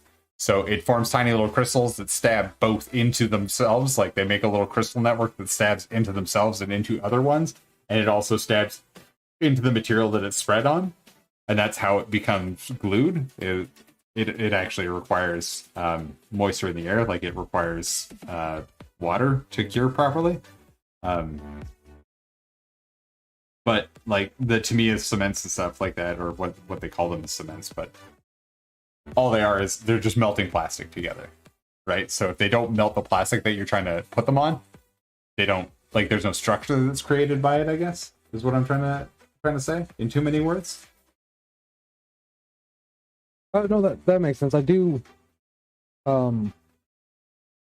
Maybe it's because the other stuff I had is older. I have no idea why it worked on one, or maybe it's because I was gluing it to GW plastic, so it actually melted the GW plastic to whatever this stuff is. Yeah. Okay. Yeah. Okay. That would also that would help it to work.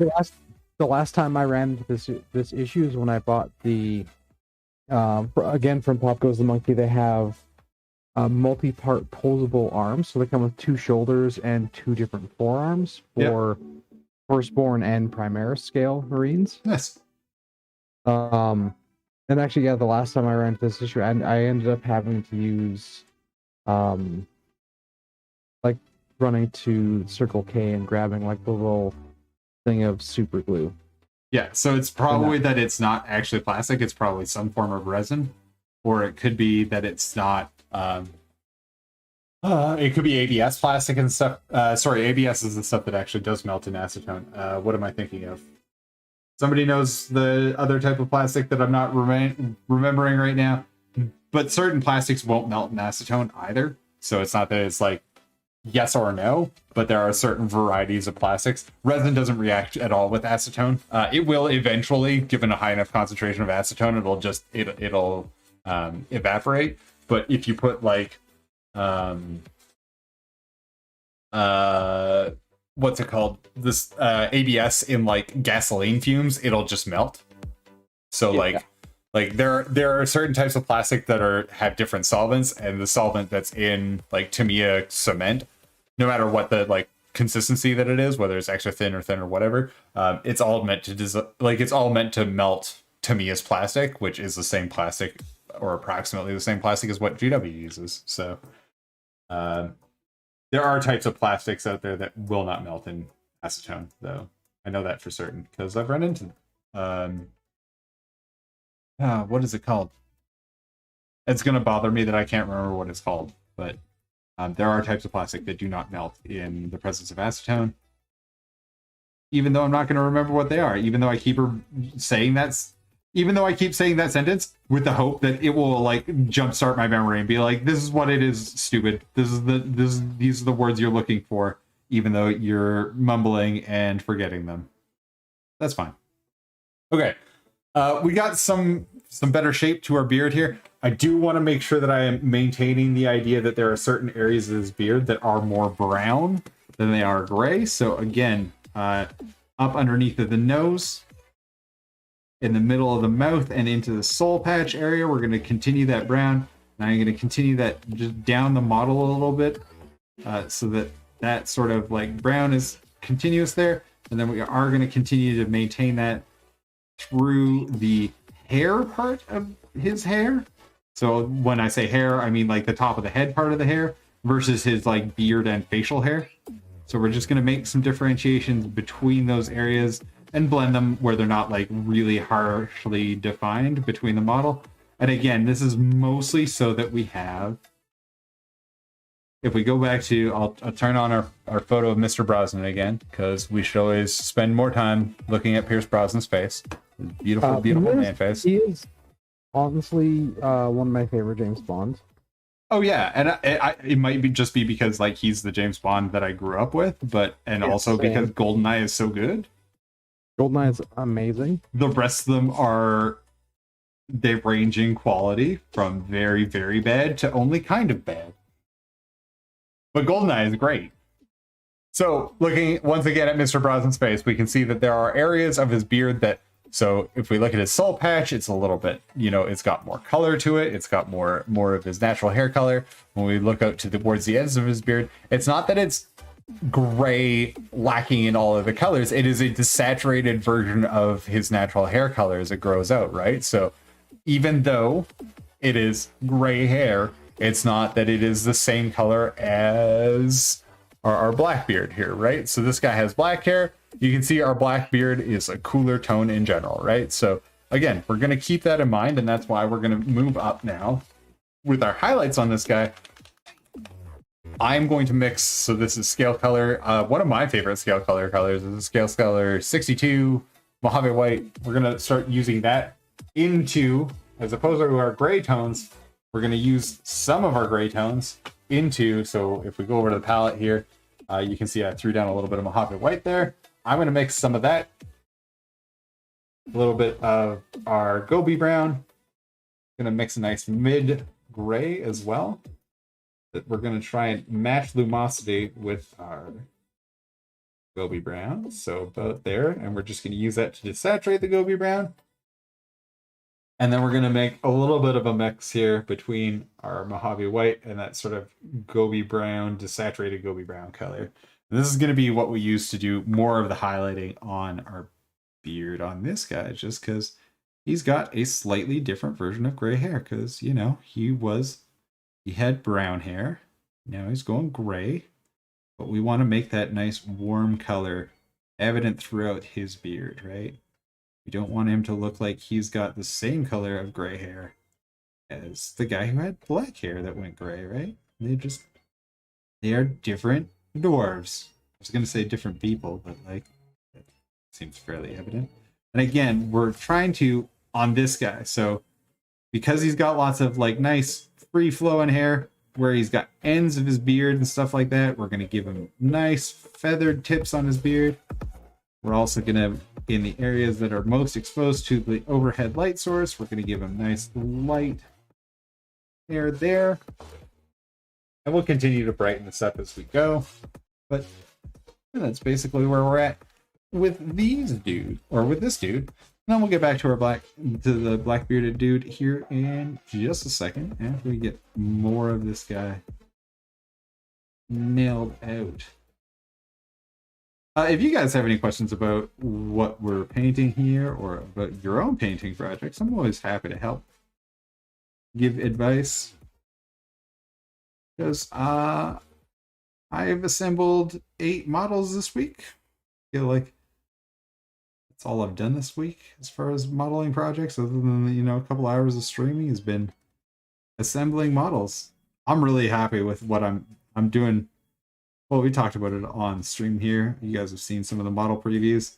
I am doing a Cities of Sigmar army that is all custom models because somebody decided to build an entirely custom model list. Not going to say who that idiot is. It's me. I decided to be that idiot. It happens. Sorry? It happens. Yeah, because, you know, when you look at all of the old Pistoliers and stuff, and they're like, well, Pistoliers and Dracula Riders or Demigriffs are like your cavalry units, and they also count as your like actual cities models so that you can take your other dudes. I was like, that seems like fun and everything, but those models are a million years old and suck. So what if I did different versions of all of those models that I'm now going to need to make an entire battle line out of? And then on top of that, I mean, I've decided that every single one of them is getting custom built because I figure it. So here's my sort of lore behind this. If all of the, like, in the particular city that I'm taking, there are dwarfs, there are like, you know, like Iron Drakes and Longstriders. Like there are the like what are they called? The Dispossessed, I think, is what those dwarves are called. The old cities, or the old Dwarden, like the regular old fantasy dwarves that are still left over that they haven't touched or loved in a long time. So there are some of those dudes, right? Yeah. There are Caerdron overlords, so the like steampunk dwarves from Age of Sigmar, right? In this, that live in this city, right? There are Stormcast Eternals. There are regular free folk of the city, so like the no longer Bretonians. All of these people live in this city together, right? Wouldn't they just like share technology and be like, hey, we all live here and we should probably like share our stuff with one another? Right? Like that would make sense, right? So that would make sense. So if they all live together and want to share that stuff together with one another, so they all have like an equal footing to stand on, why wouldn't the like steampunk dwarves be like, hey, regular dwarves, let's make your stuff steampunky? And the Stormcast Eternals be like, what if it was steampunky and lightning powered?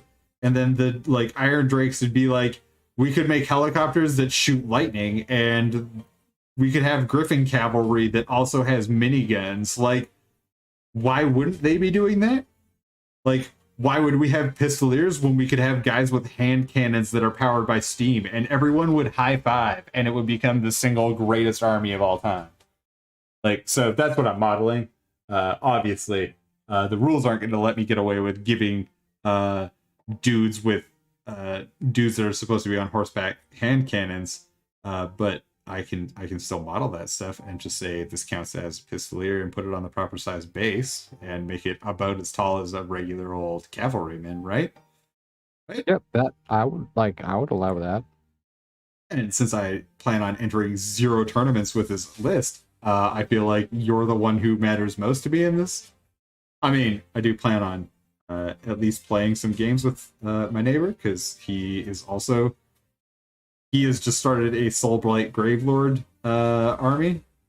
This is his first ever Age of Sigmar army. He is a miniature wargamer though, like, and by miniature wargamer I mean like historical wargamer. Like, he has like 4,000 Team Yankee bits and a Napoleonic army and SQPR,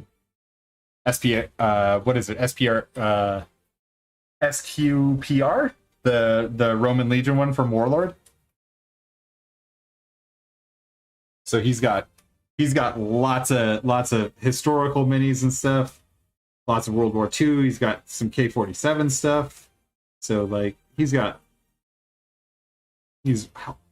full hog on like Warlord and all the rest of it. So it's just one of those things that he has never played Age of Sigmar. He played a little bit of Necromunda way back in the day, but like he's decided to do an Age of Sigmar army, and that sort of spurred me. We wanted to start collecting boxes, so yeah. So when we hit 100 followers, we'll do our start collecting boxes. I have to get mine and build mine still. I will probably customize them. I'm already thinking of customizations for the Lord guy on the albino dragon horse. So the other cool thing about Slaves to Darkness is you're also able to take all of the, the like Warcry warbands? Yeah. You're allowed to take all of those as a part of Slaves to Darkness too. So you can only take one of the warbands, but you can take dudes from it too. As your, like, counts as Chaos Cultists, if I remember correctly, is how that works. So just like with my Cities of Sigmar, where I'm allowed to take like Carhardron Overlords, with the Slaves to Darkness, you're allowed to take those dudes into your army as well, which I think is pretty nifty. That is pretty sweet.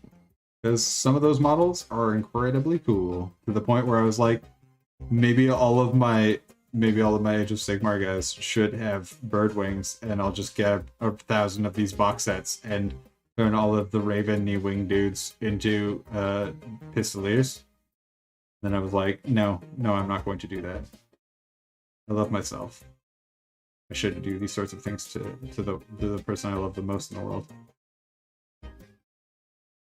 So instead, I'm pulling apart, Adeptus Mechanicus dudes. And did I show you the one that has the Adeptus Mechanicus pistol? I don't. Maybe. Oh man, I don't remember. Yeah, one of my dudes has one of my pistoliers, because I gave them all at least one weapon. Hey, what's up, Swinterbrush? Hey man, how's it going, Silent Seth?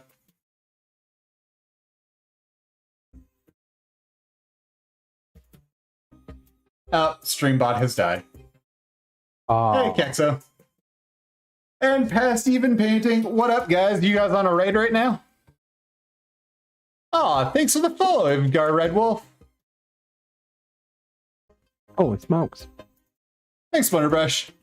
I'm sorry I didn't catch more of your stream last night, man. But, I was trying to eat dinner while you were streaming, and then my dog and I decided to have a battle instead. It was good times. But thanks everybody for the follows. Oh, who did I miss there? I did take a look at the Facebook thing. I haven't put myself on the list, but I think I could have some fun getting destroyed by the Wheel of Doom with you. That seems like you guys were having a lot of fun yesterday. So Adam Swinterbrush yesterday when they were streaming, so I forget who else was on the stream with them, but they play it so that whenever somebody gives bits or follows, they have to roll on the random wheel. And like yesterday, while I was tuning in, they all had to use broken brushes for 5 minutes while they were painting. Actually, we had a really cool Cthulhu bust. Splinterbrush, I don't know if you're still on here, but you should DM me what that actual model was, because I forget now and I want to know what it is. Because that is an awesome Cthulhu bust. Tonight we're working on Greybeards, so we've got one Greybeard here. Oh, there you go. CG mini painting. Nice. Nice. Also, thanks you, Oxabs. Oh, did you finish it last night too? So right now, so on our Greybeard guy, I'm gonna go in and just sort of, in areas where the hair is under tension, I'm going to go ahead and take our pure white. So this is, for those of you just joining us, this is golden, just titanium white. This is a heavy body white. And I'm going to go in the areas where the hair is under tension. So this is either areas where it is traveling underneath of other hair, and that is creating tension across the hairs, so being pulled in, or anywhere where the hair is being gathered together. Oh, you had to finish it last night. All right, man. Well, I'll check out your Instagram when I'm off. That is very cool that you guys managed to complete those last night. I say this as it's taken me like 3 hours to paint 2 beards. But anywhere where the hair is under tension, so where it is gathered together either by being wrapped, also, or being, sorry, brought together. So where we've got hair that is gathered together because of, say, well, in this case, where it's braided together, I'm also going to put some extra highlight there, even if it's not necessarily volumetric or it's not necessarily where hair gathers together, it tends to create shine. That is just because there's so many tiny things wrapped together, hair or light tends to collect in it.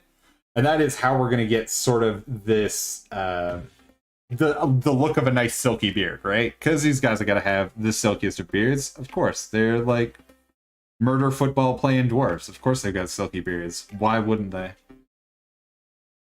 So we'll continue to work on that as I throw my brush across the room.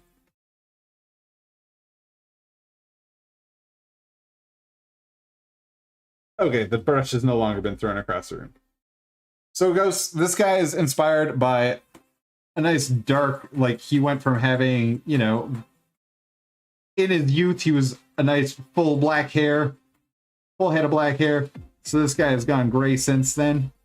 So again, we're just using, this is pure titanium white that we're using to create areas of tension in the hair where it is gathered together. We're just going to put little dots of light.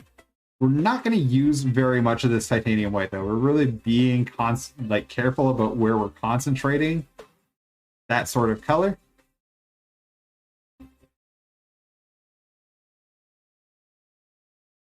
Again, we're trying to, where the hair gathers, where the hair is under tension from being gathered.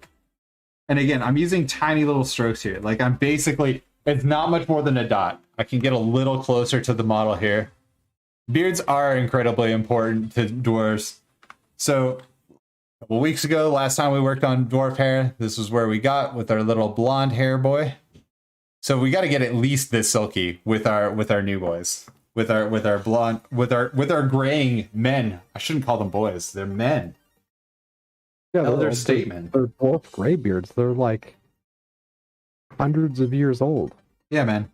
So on this, so on our blonde to gray, or our brown to gray, I guess, for this guy, we've used Mojave white as our last set of highlights. Now we're going to come in again with our titanium white and areas where it's under tension. So he's got these jewels that are woven into his beard around where that weave happens. So even though it may not be the most optimal spot from a volumetric standpoint, I'm going to put little tiny dots. Absolutely the smallest dots of white that I can. Now I'm using a cruddy brush here. I should probably be swapping over to the good brush to do this, but I'm going to try and torture myself and see if I can do it with... Nope, synthetic brush goes away. Let's use a real brush. All right. Real brush time. Again, titanium white off the palette. Ugh, except for that is dirty titanium white. There we go. Again, coverage isn't great even on like golden heavy body. Whites are one of the hard ones to get good coverage on unless I went and grabbed the ink on it, but that's fine. We will deal with it. There we go. That's looking better. So again, tiny little dots of white up near the points of tension. Oh my goodness, using a brush that actually has a tip on it. So much nicer. So again, just pulling out points of tension on the model. Now you'll notice I'm not doing this on the underside because, nope. Let's get a little bit, I just want to get that back into... Not quite as highlighted, just a little bit overzealous there, so we got that.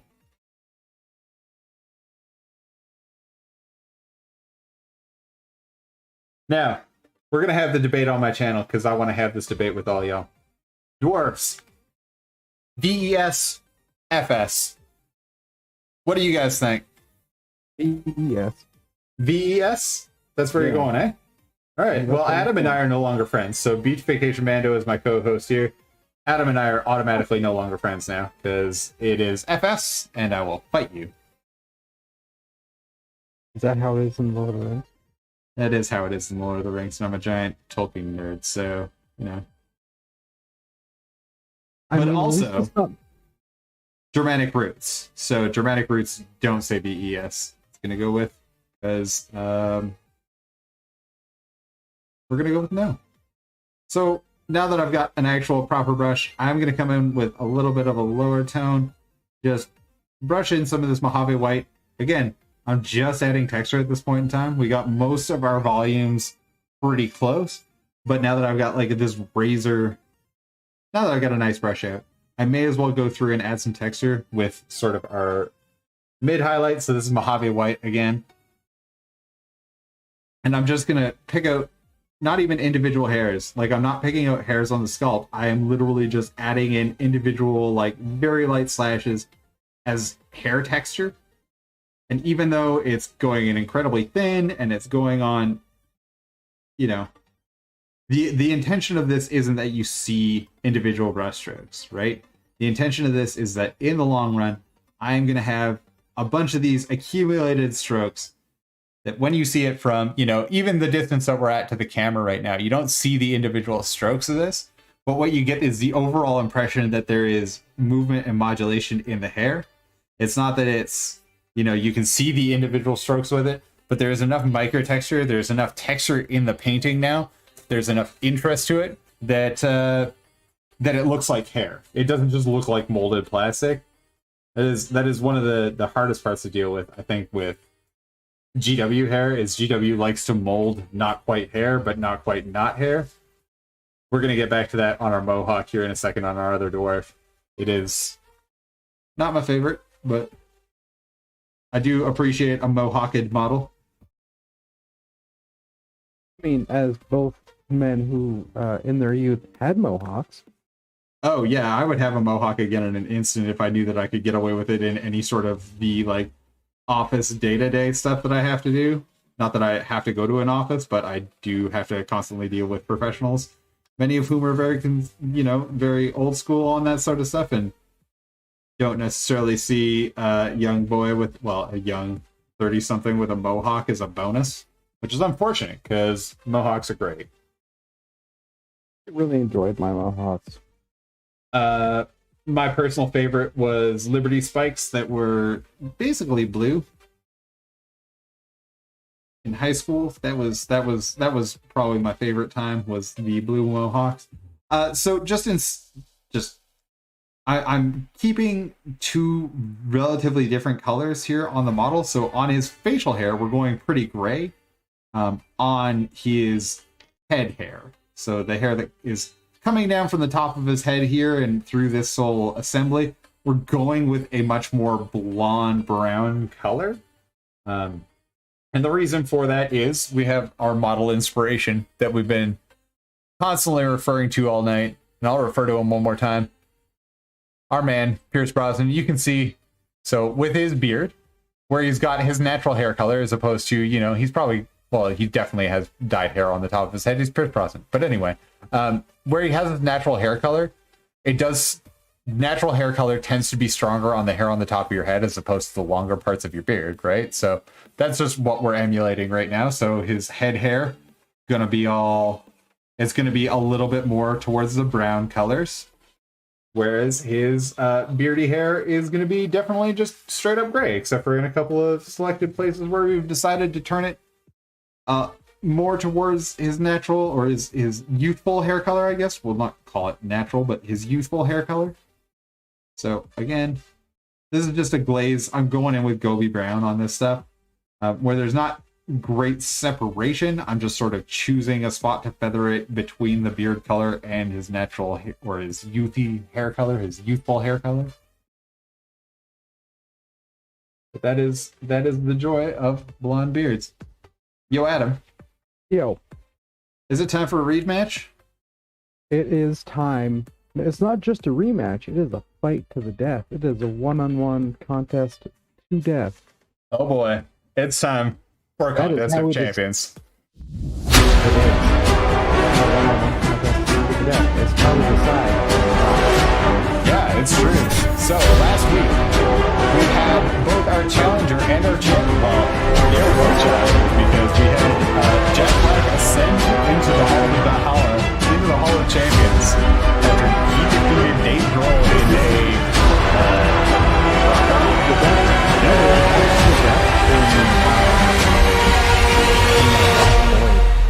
challenged you to I challenged Jack Black challenged Dave Grohl to a rock off, but Dave Grohl took Monster Mash out of his hand and hit Jack Black with it.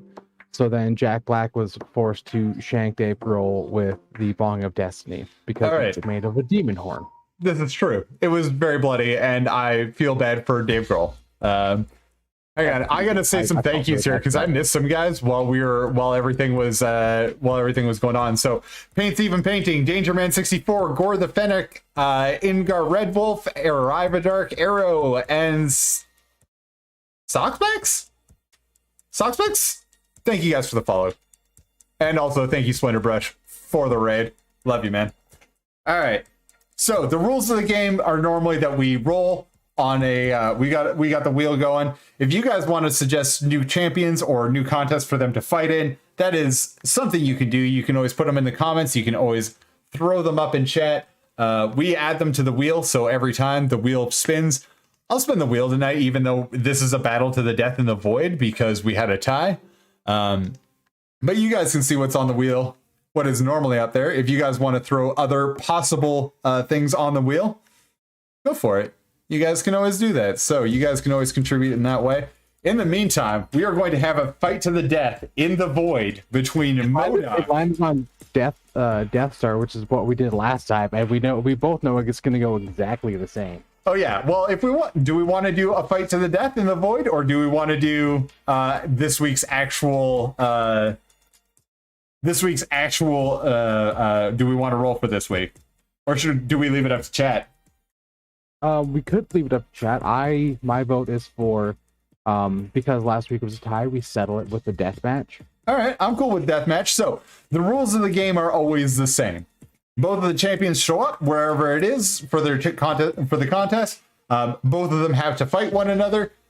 They're following Pokemon rules, so it's not like they are going to like pop into existence and spend 20 minutes screaming because they weren't in the universe they were expecting to be. No, they just come out of their.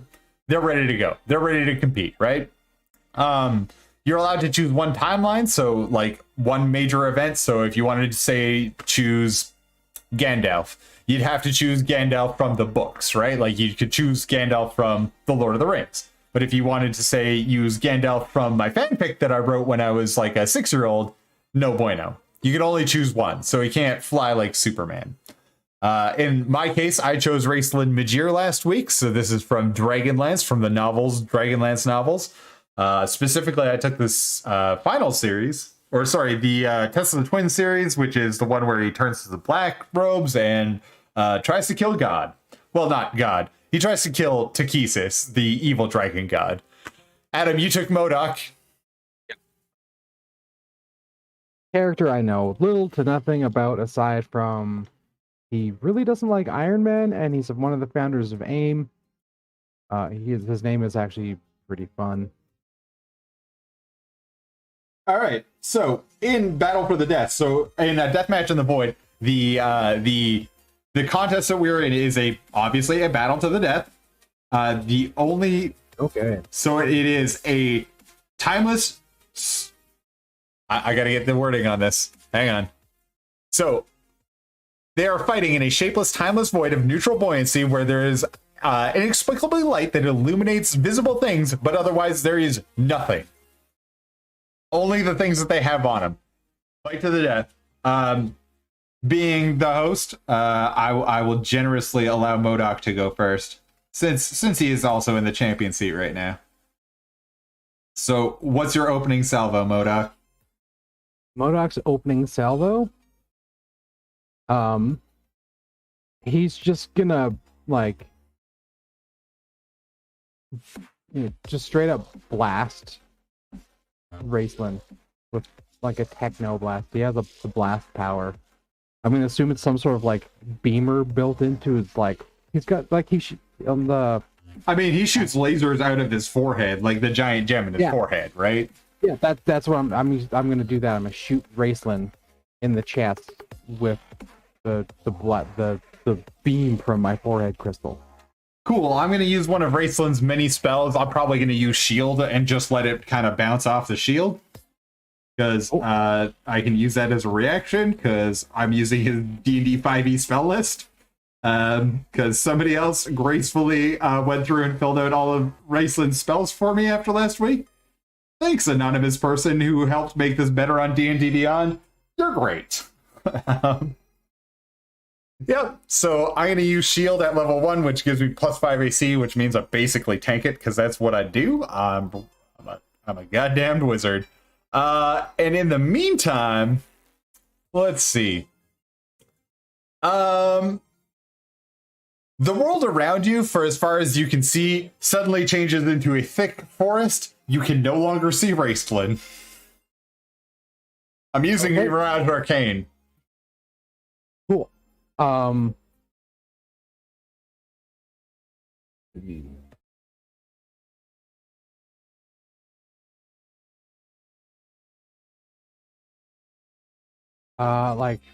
because now MODOK can't see Raceland, he's in some sort of weird forest.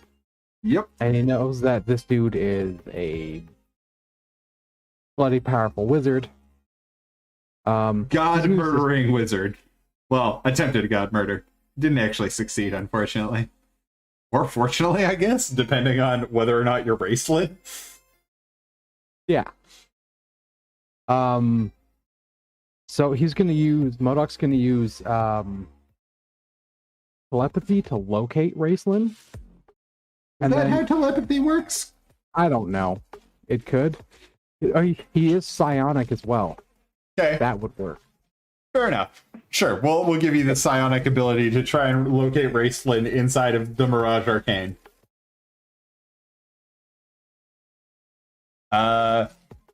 He's somewhere. Artificer Warforged Scale Mail has shield base AC of 20. Nice. So you took the heavy and can cast shield when needed. That's pretty great. Does it take him a spell slot to cast shield? Okay, Raceland, having used Mirage Arcane, you can tell that he's somewhere within a mile of you, but it's really hard to like judge the distance in the Mirage Arcane because although I can feel a mile with terrain, the terrain itself doesn't actually have to abide any specific rules of time or distance because it's all a mirage. Let's see. Yep, I feel like this is the time for this. I'm going to cast Feeble Mind. How intelligent would you say MODOK is? Pretty intelligent, right? MODOK is he's like hyper intelligent. All right. Well, like he'd be one of those characters who has like the intelligence like 24. All right. Well, consider yourself to have intelligence 22 now. Okay. And I'm just going to keep doing that. So I'm hiding in my Mirage Arcane, and I'm just going to keep hitting you with Feeble Minds, and you're just going to keep getting stupider. Okay. I mean, he is also... Let's be serious about what MODOK is. MODOK might be intelligent, but he is also a Marvel supervillain. And if we can say anything about supervillains in the Marvel universe, it's that even the really quote-unquote smart ones normally aren't that smart. Doctor Doom is supposedly more intelligent than Reed Richards. Like, he is a wizard and a brilliant technologist and all of the rest of it. And he still constantly gets it handed to him by a stretchy boy. Yep, that's fair. Marvel villains are stupid. Like, even the hyper-intelligent ones, not that smart. Raceland, on the other hand, Raceland's actually smart. Like, yes, still Dungeons and Dragons Dragonlance smart, but, like, smart. Like, he does play the long game. He does play the long game. He plays everyone against themselves until he can try and kill a god. On more than one occasion. True.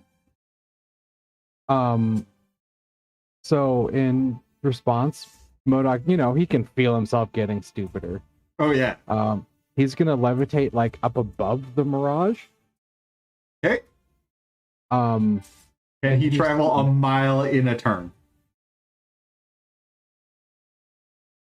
Because the Mirage, okay, so Mirage Arcane, I should let you know, it's a cubic meter of I can make any terrain happen however I want. So even though you feel like, remember when I put you guys in the Feywild and you guys thought you were chasing the fairy dragon and the fairy dragon was just continuing to lead you basically on a magical treadmill inside of the holodeck, essentially?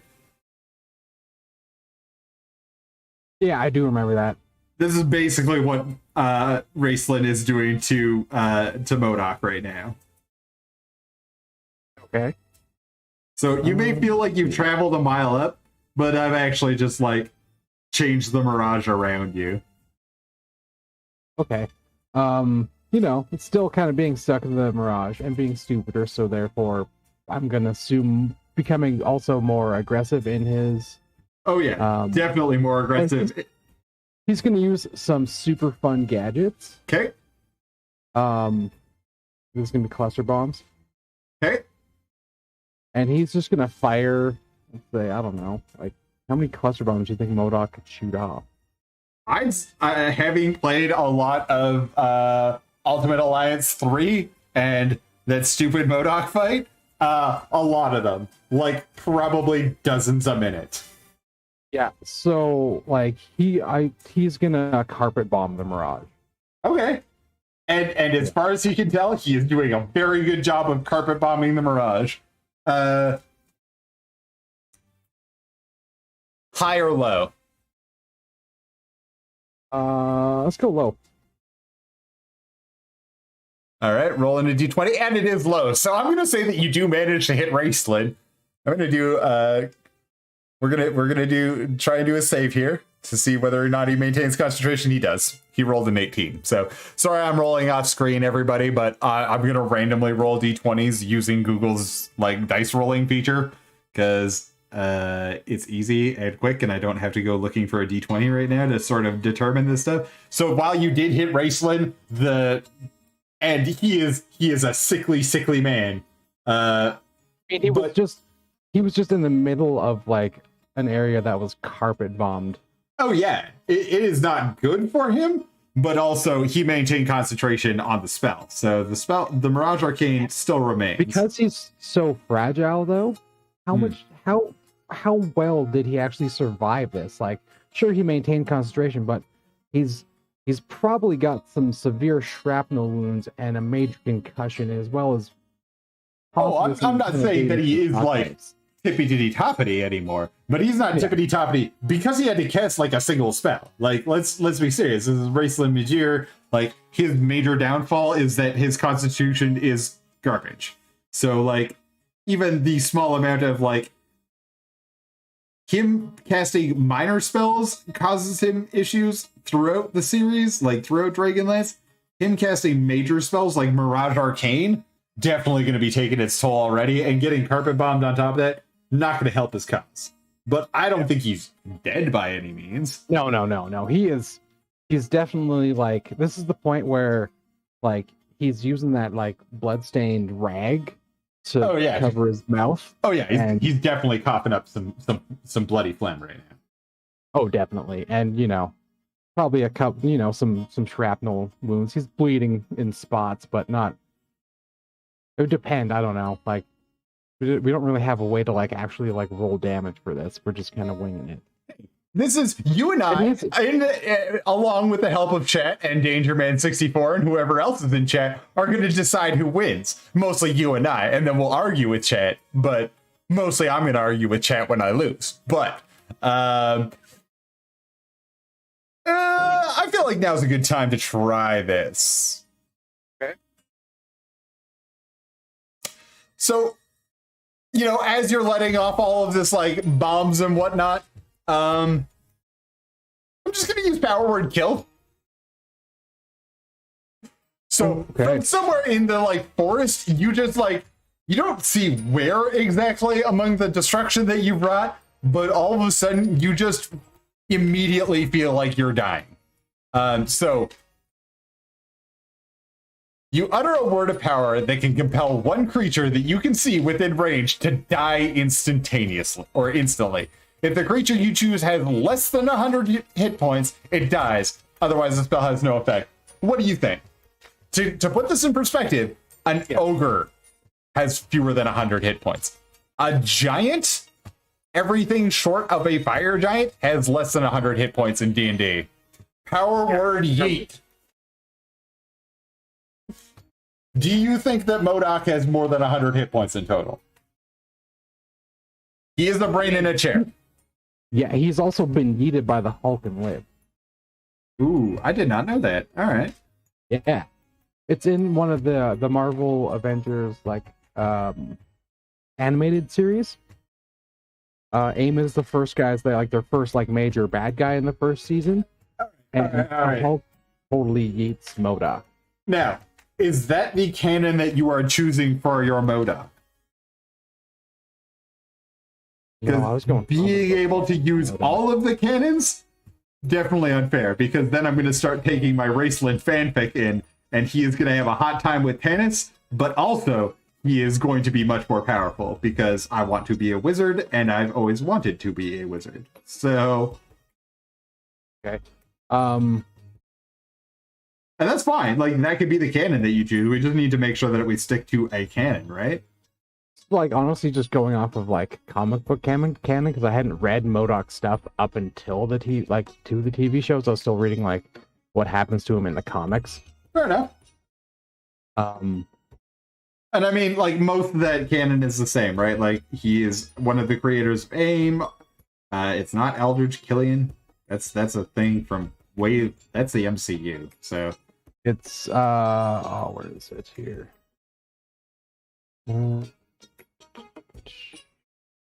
No, he creates AIM. George Tarleton. Yeah. At any rate, Eldridge Killian is definitely from. It was invented for Guy Ritchie. It was also Eldridge Killian was sort of a part of the Extremis storyline, which sort of was Iron Man 3, but wasn't. They borrowed elements of it. Anyway. Okay. So should I continue using just the comic book stuff, or do you want me to pick an actual? Yeah, let's just stick with comic booksy stuff. That's fine. I don't think that you need to choose a show if you just want to go with comic book. Comics books can be your canon. Cool. Unless chat says differently because they desperately want Raceland to win as much as I do. Okay, so are you deciding that MODOK is a frail dude? See, Danger Man's on my point. I feel like Power Word Yeet is definitely going to take care of a MODOK. At least one MODOK. At least one MODOK. I mean, if you were playing Doctor Doom, you could just say that was a Doombot at least. That's true. Whenever I take Doctor Doom, because at some point, I take magic users, you know that. At some point when I take Doctor Doom, I am definitely going to use the excuse that was a Doombot. Because that's what Doctor Doom does. He's like, you think you killed me, Avengers? Nope, Doombot. Yeah, you know what? I'm going to I don't know if MODOK weaknesses. Here we go. Is MODOK's weakness being hit with Power Word Kill? Because I'd really appreciate it if it was. I haven't won in so long. It's been weeks. It's been months since I've won a contest of champions, actually. So it has been since Jean-Luc Picard. Oh, it has been. Because I guess I did win 3 in a row. Yeah, and then we tied last week, so yeah, that's true. And yes, Jean-Luc Picard did beat Darth Vader, everyone. If you're new to the channel, you missed that one, you can go back and watch it on our VODs. It's way back in April, I think. The last time I've won. I'm a sad boy. Yeah, also I spend most of my time painting minis and half thinking of what we're doing. Yeah. So one of the things I read about MODOK. This is on the Comic Find GameSpot because it was the most extensive thing of MODOK I could find. That wasn't the Marvel site. Even though I also you killed Modan. Sorry, go ahead. So it can't move without the chair, really. But he does create countless clones of himself to harvest organs from. All right. And this is, I was gonna kind of Doctor Doom it here. I don't know that you can call up a clone when we're in a one-on-one. No, that's true. I was like, because I don't think he would actually use the clones in that way, because that would be destroying his.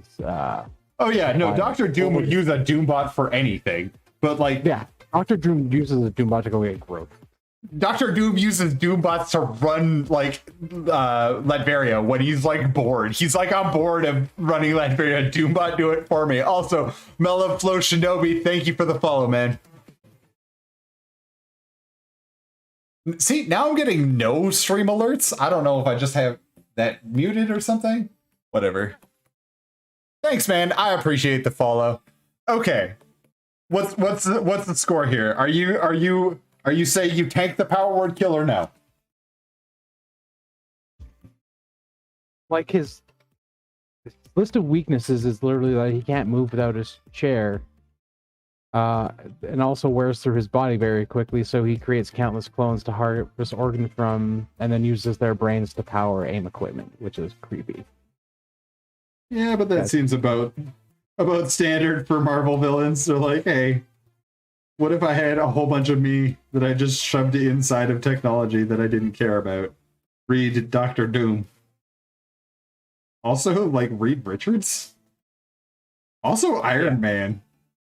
Yeah, MODOK and Iron Man do not get along. Also, Ultron? Yeah, I can see Ultron not liking MODOK and MODOK trying to control Ultron. Oh no, I'm just thinking of, like, people who use clones of themselves to do bad things in the universe. All of those people have used clones of themselves to accomplish bad things. Even the good guys. Good guys in quotes. Yeah, like, I mean, Danger Man 64 is right. There's a lot of dancing around. Like, MODOK is... I don't think MODOK can do it. Like, yeah, he got yeeted by the Hulk, but, like... This is magic. This isn't like a crushing blow. There's no, like, hammer or fist coming down on you, man. This is just straight up the most powerful magic user in his universe. Mortal power magic user in his universe. Just giving you the word that ends with you dead.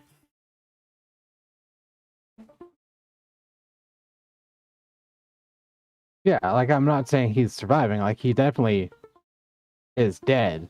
It's not, despite all of, the times he's been eaten by the Hulk, shot by, like, Thor's lightning and, like, Iron Man's various blasters and missiles and other weaponry on his suits, depending on which suit he's wearing. Oh, yeah, but none of those things are just the word that ends up with you dead. I know. I already said he died. Oh, all right. That's how I started that off. Oh my god. What? Sorry, I was clearly distracted. Did I finally win one of these? Yeah, you just won one. Hooray, Raceland Majir! So, if you guys want to contribute, Raceland's going to be back next week. You can always hit up Adam on Instagram. He is beach_vacation_Mando on Insta. You can let him know who he should take to try and beat me and Raceland next week, as Raceland will be our reigning champion. If you guys want to contribute other contests of champions, they're not always just fights to the death. We have got weird ones like assemble an IKEA bed with your significant other, which in Raceland's case definitely means that he has to take Karamon and build a bed with him, which is actually not bad. They complement each other pretty good. Yeah. Like, Rayson will say something, and Carolyn will be sad, and then just do it, and Rayson will sit there drinking that weird herbal tea that keeps him from dying. Yeah, totally fair. But if you guys want to contribute either ideas for contests, or if you guys want to contribute possible champions, you're more than welcome to. Just hit us up on I Am Choice Minis with an S on Instagram. Adam's Beach Vacation Mando. You can send it to our email address, which is just choiceminis@gmail.com. All right, so did a little bit of work while we were futzing about with the contest of champions. I'll take down the contest of champions stuff. We got a little bit closer, right? We are still working on. So let's get this guy a little bit closer to the camera so we can see where we're at. So I still got work to do as far as the texture of the mohawk, and that's fine. Tonight we're working more on beards. The big thing that I'm missing right now on the beards is I need to come back in these areas, and I need to reestablish sort of our dark areas that are going into the gaps under where one beard, one bit of hair goes under the other, just so that we've got a little bit more definition on that stuff. So that's what I'm going to work on for a little bit here on our Blackbeard guy. On our Graybeard guy, on our blonde to Graybeard guy, we're getting pretty close. Just there's not as much detail in this hair. I still need to work a little bit more highlight into this side of the beard. I need to work a little bit more texture into the top parts of his beard and even out a little bit of that brown color. But other than that, we are pretty close with his beard. So you can see we're getting closer and closer to that silky smooth finish that we're looking for. There's still a little bit underneath of this side that I need to just darken down a little bit, but we're pretty close with him. Again, so to get some of our darkness into the beard and make a little bit more of this texture apparent, we're going to use a combination of Eclipse Brown, which is Eclipse Gray. We're going to use the Eclipse Gray here and some black, since Eclipse Gray was basically our undercoat on the gray on our black dude. We're going to use the two of them together on the palette here, just make a little mixy mix. Consistency is going to be fairly thin on this, so it's still a little thick. We'll get a little bit more water in there. There we go. Just get some of it off on my finger so you can see what the consistency looks like. And then I'm just going to start coming in here and actually defining shapes. Now, the reason why we want it to be as thin as it is we can always add more layers of dark to paint, but to come back over that nice light color that we sort of established with all of our texture in it, if we were to just dump down really thick paint right now, we'd A, obscure some of that texture, and B, there's always a possibility we misplace the brush. I mean, it doesn't happen all that often, but you misplace the brush once and all of a sudden you got black paint over white, and then you're going to spend 4 hours cleaning that stuff up. Whatever. It's easier to do a couple of thin coats than it is to do the cleanup from 1 second, a half second of inattention, right? So because this is nice and thin, there's so much water in it, I can also do this fairly quickly. Like I can come back and revisit spots where the beard needs to be brought down. But yeah, we'll continue working on that. How's the bike assembly going, Adam? Well, I can't get any of the glue work to work, and my super glue is dead, so it's now it's back on the work table. I do have bits clipped out for an assault intercessor right now. Nice. I'm just kind of when we were doing the contest of champions, I stopped taking bits out. I can't find where I put all my bases, so that's. I'm super excited for basing materials to come. I don't know where all of our viewers are from, but here in Canada, it's about a 6 to 8 week process to get stuff from Green Stuff World. Like it's not a fast delivery. So I put in the order, 4.5 weeks ago now, I think 3.5 weeks ago, for my big basing order from Green Stuff World. So now we're just waiting on Green Stuff World to actually deliver the goods, because yeah, we got lots of basing to do. We got these guys, which are going to Armies on Parade 2022, hopefully. Hopefully that's still a thing. Hopefully that's up and running by the time, we're there. Continue to work on the army, but yeah, I want to get the display base and all the rest of it done at the same time. So we've got a bunch of stuff for that. We got a bunch of stuff for my Cities of Sigmar army. If you're new to the channel, on Saturday, I'm going to be back just working on some terrain just on Twitch. If you are joining us next Thursday, we're going to be working on Fabius Bile. We have 2 series that we're running right now. I'm going to be doing a little bit of white armor this week, as weird as that sounds to say. We're doing both white and pink armor this week on Project Neverfallen. Apothecary. Yeah, so we have Fabius Bile, but in our Project Neverfallen, guys, we're reimagining all 20 of the Space Marine chapters as if nobody had ever fallen to the Ruinous Powers. So right now we're working on the Emperor's Children. So we have Fabius Bile as our chief apothecary for the, or our head apothecary. Is it chief apothecary? It's chief librarian for sure. It would be it'd be chief apothecary, I believe. I'm not super sure because not every like legion or chapter calls them the same. That's totally fair. And if you know and you got the answers on the tip of your tongue and you're like, idiots, it's chief apothecary, go ahead and put it in chat. I like learning. At any rate, we're working on Project Neverfall, so we're going to be we've already got some of the sculpting done on Phoebius Bile over here. Obviously, he's just blue tacked together or poster tacked together right now.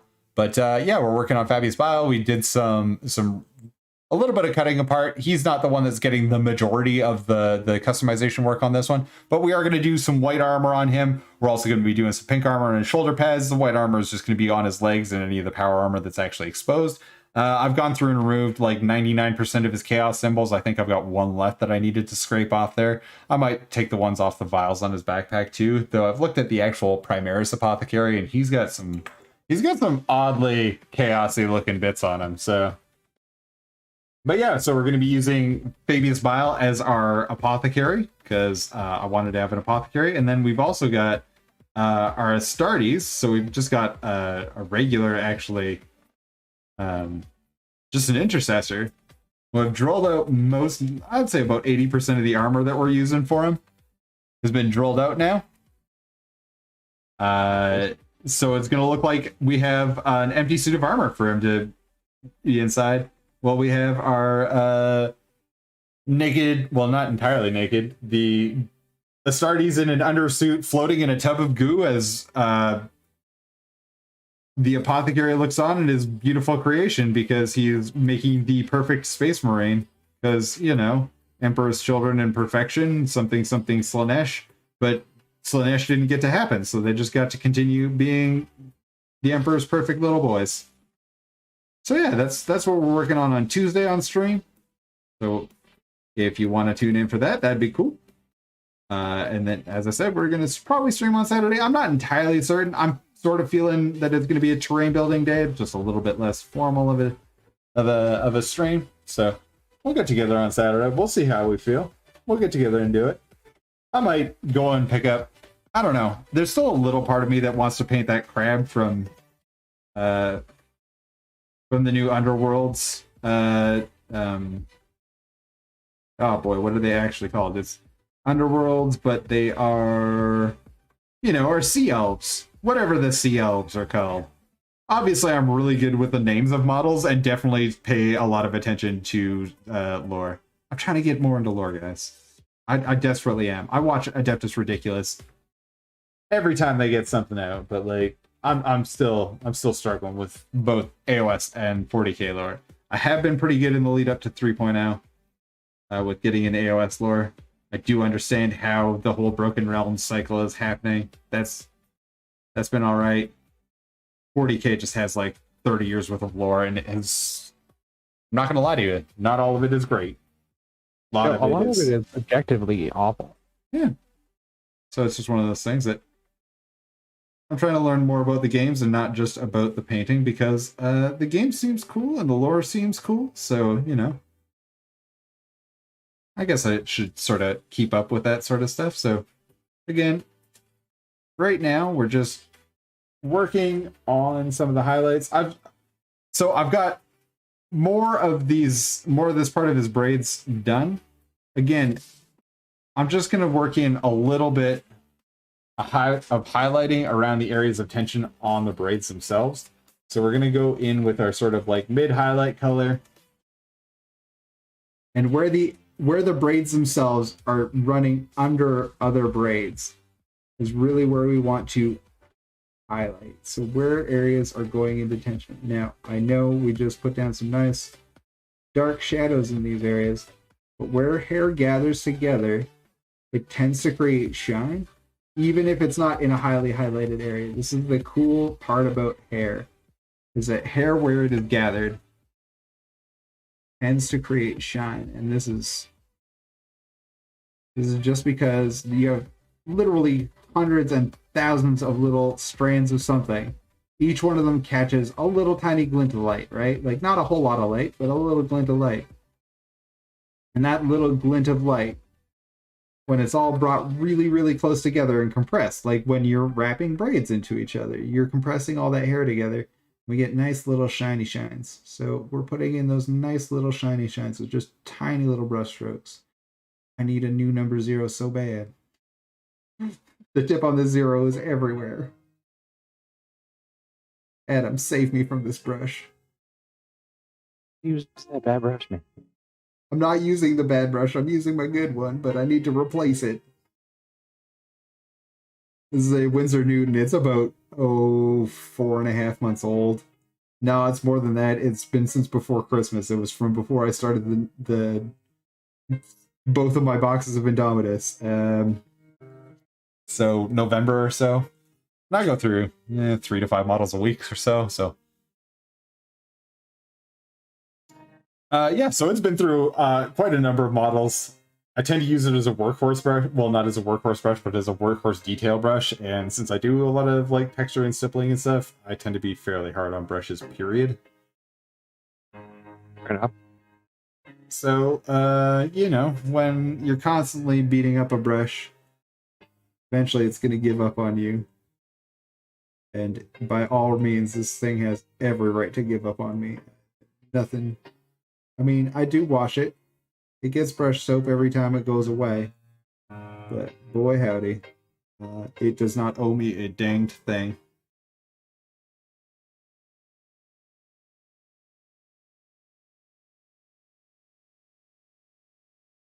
So let's get some extreme highlights on this beard. Let's make sure that this beard looks nice and glossy.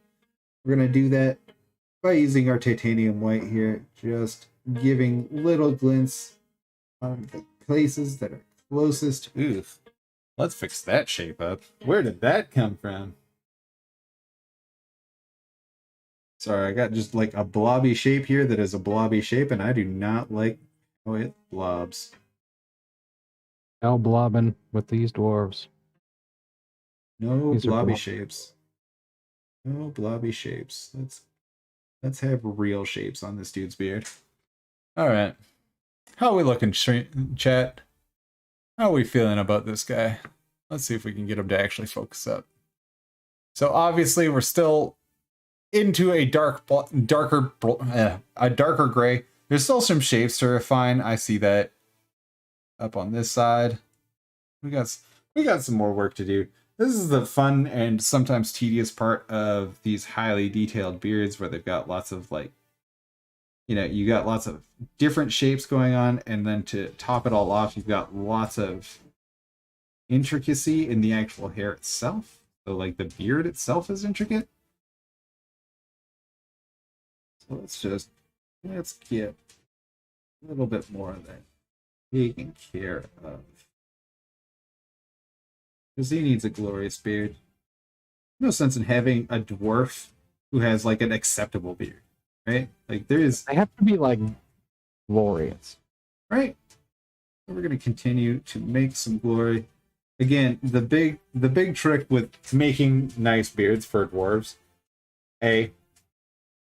is literally, it's just the same thing. It is lots and lots tiny little strokes that break up the edges of highlights. So rather than like smoothly blending by creating, many layers that are, one tiny little layer or one super thin layer across the other. Nah, when we want to make glorious dwarf beards, we're going to use tiny little scratches with a brush.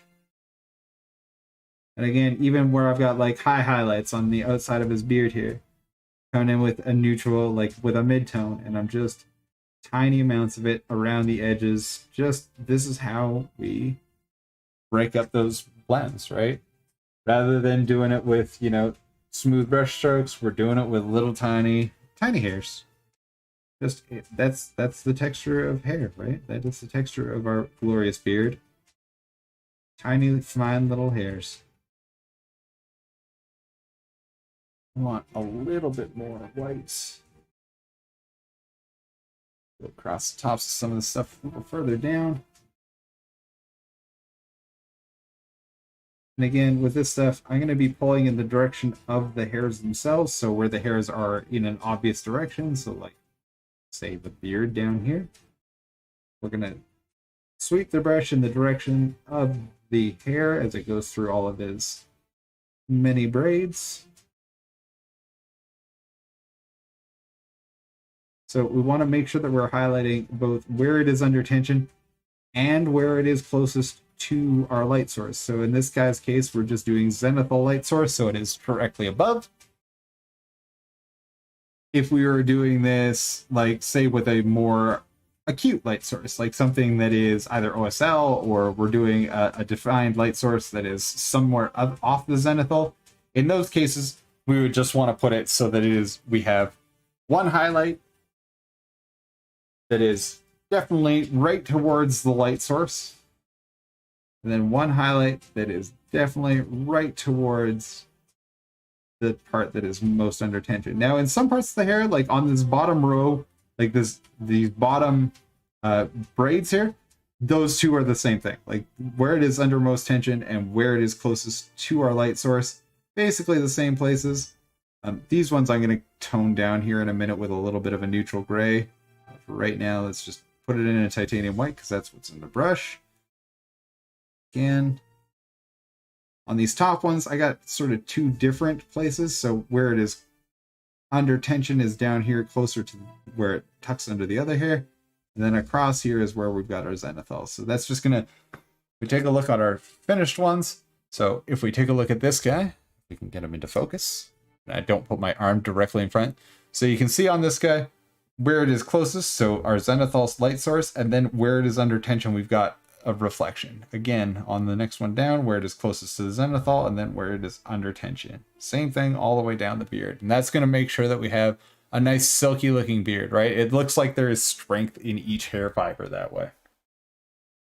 But friends, enemies, new followers, thank you guys again for all of you who followed today. I really appreciate it. Thanks again to Splinter Brush for the raid. Man, I cannot help you, or I cannot thank you enough for all of you who have hung out with us today. For all of you, especially Danger Man, who finally helped me win a contest of champion for the first time in months. Buddy, I love you. I don't even know if you're a man, but buddy, I love you. Gender non-specific, buddy, I love you. Also, I'm very Canadian. If you liked what you saw tonight, we are going to be back on Saturday, and then again on next Tuesday. It's Project Never Fallen on Tuesday. On Saturday, we are going to be doing, I don't know, something. If you got good ideas, just hit me up on Instagram, or if nothing else, I'll probably be working on terrain. So one way or another, we'll be working on that stuff. Adam, where can people follow you on the internet?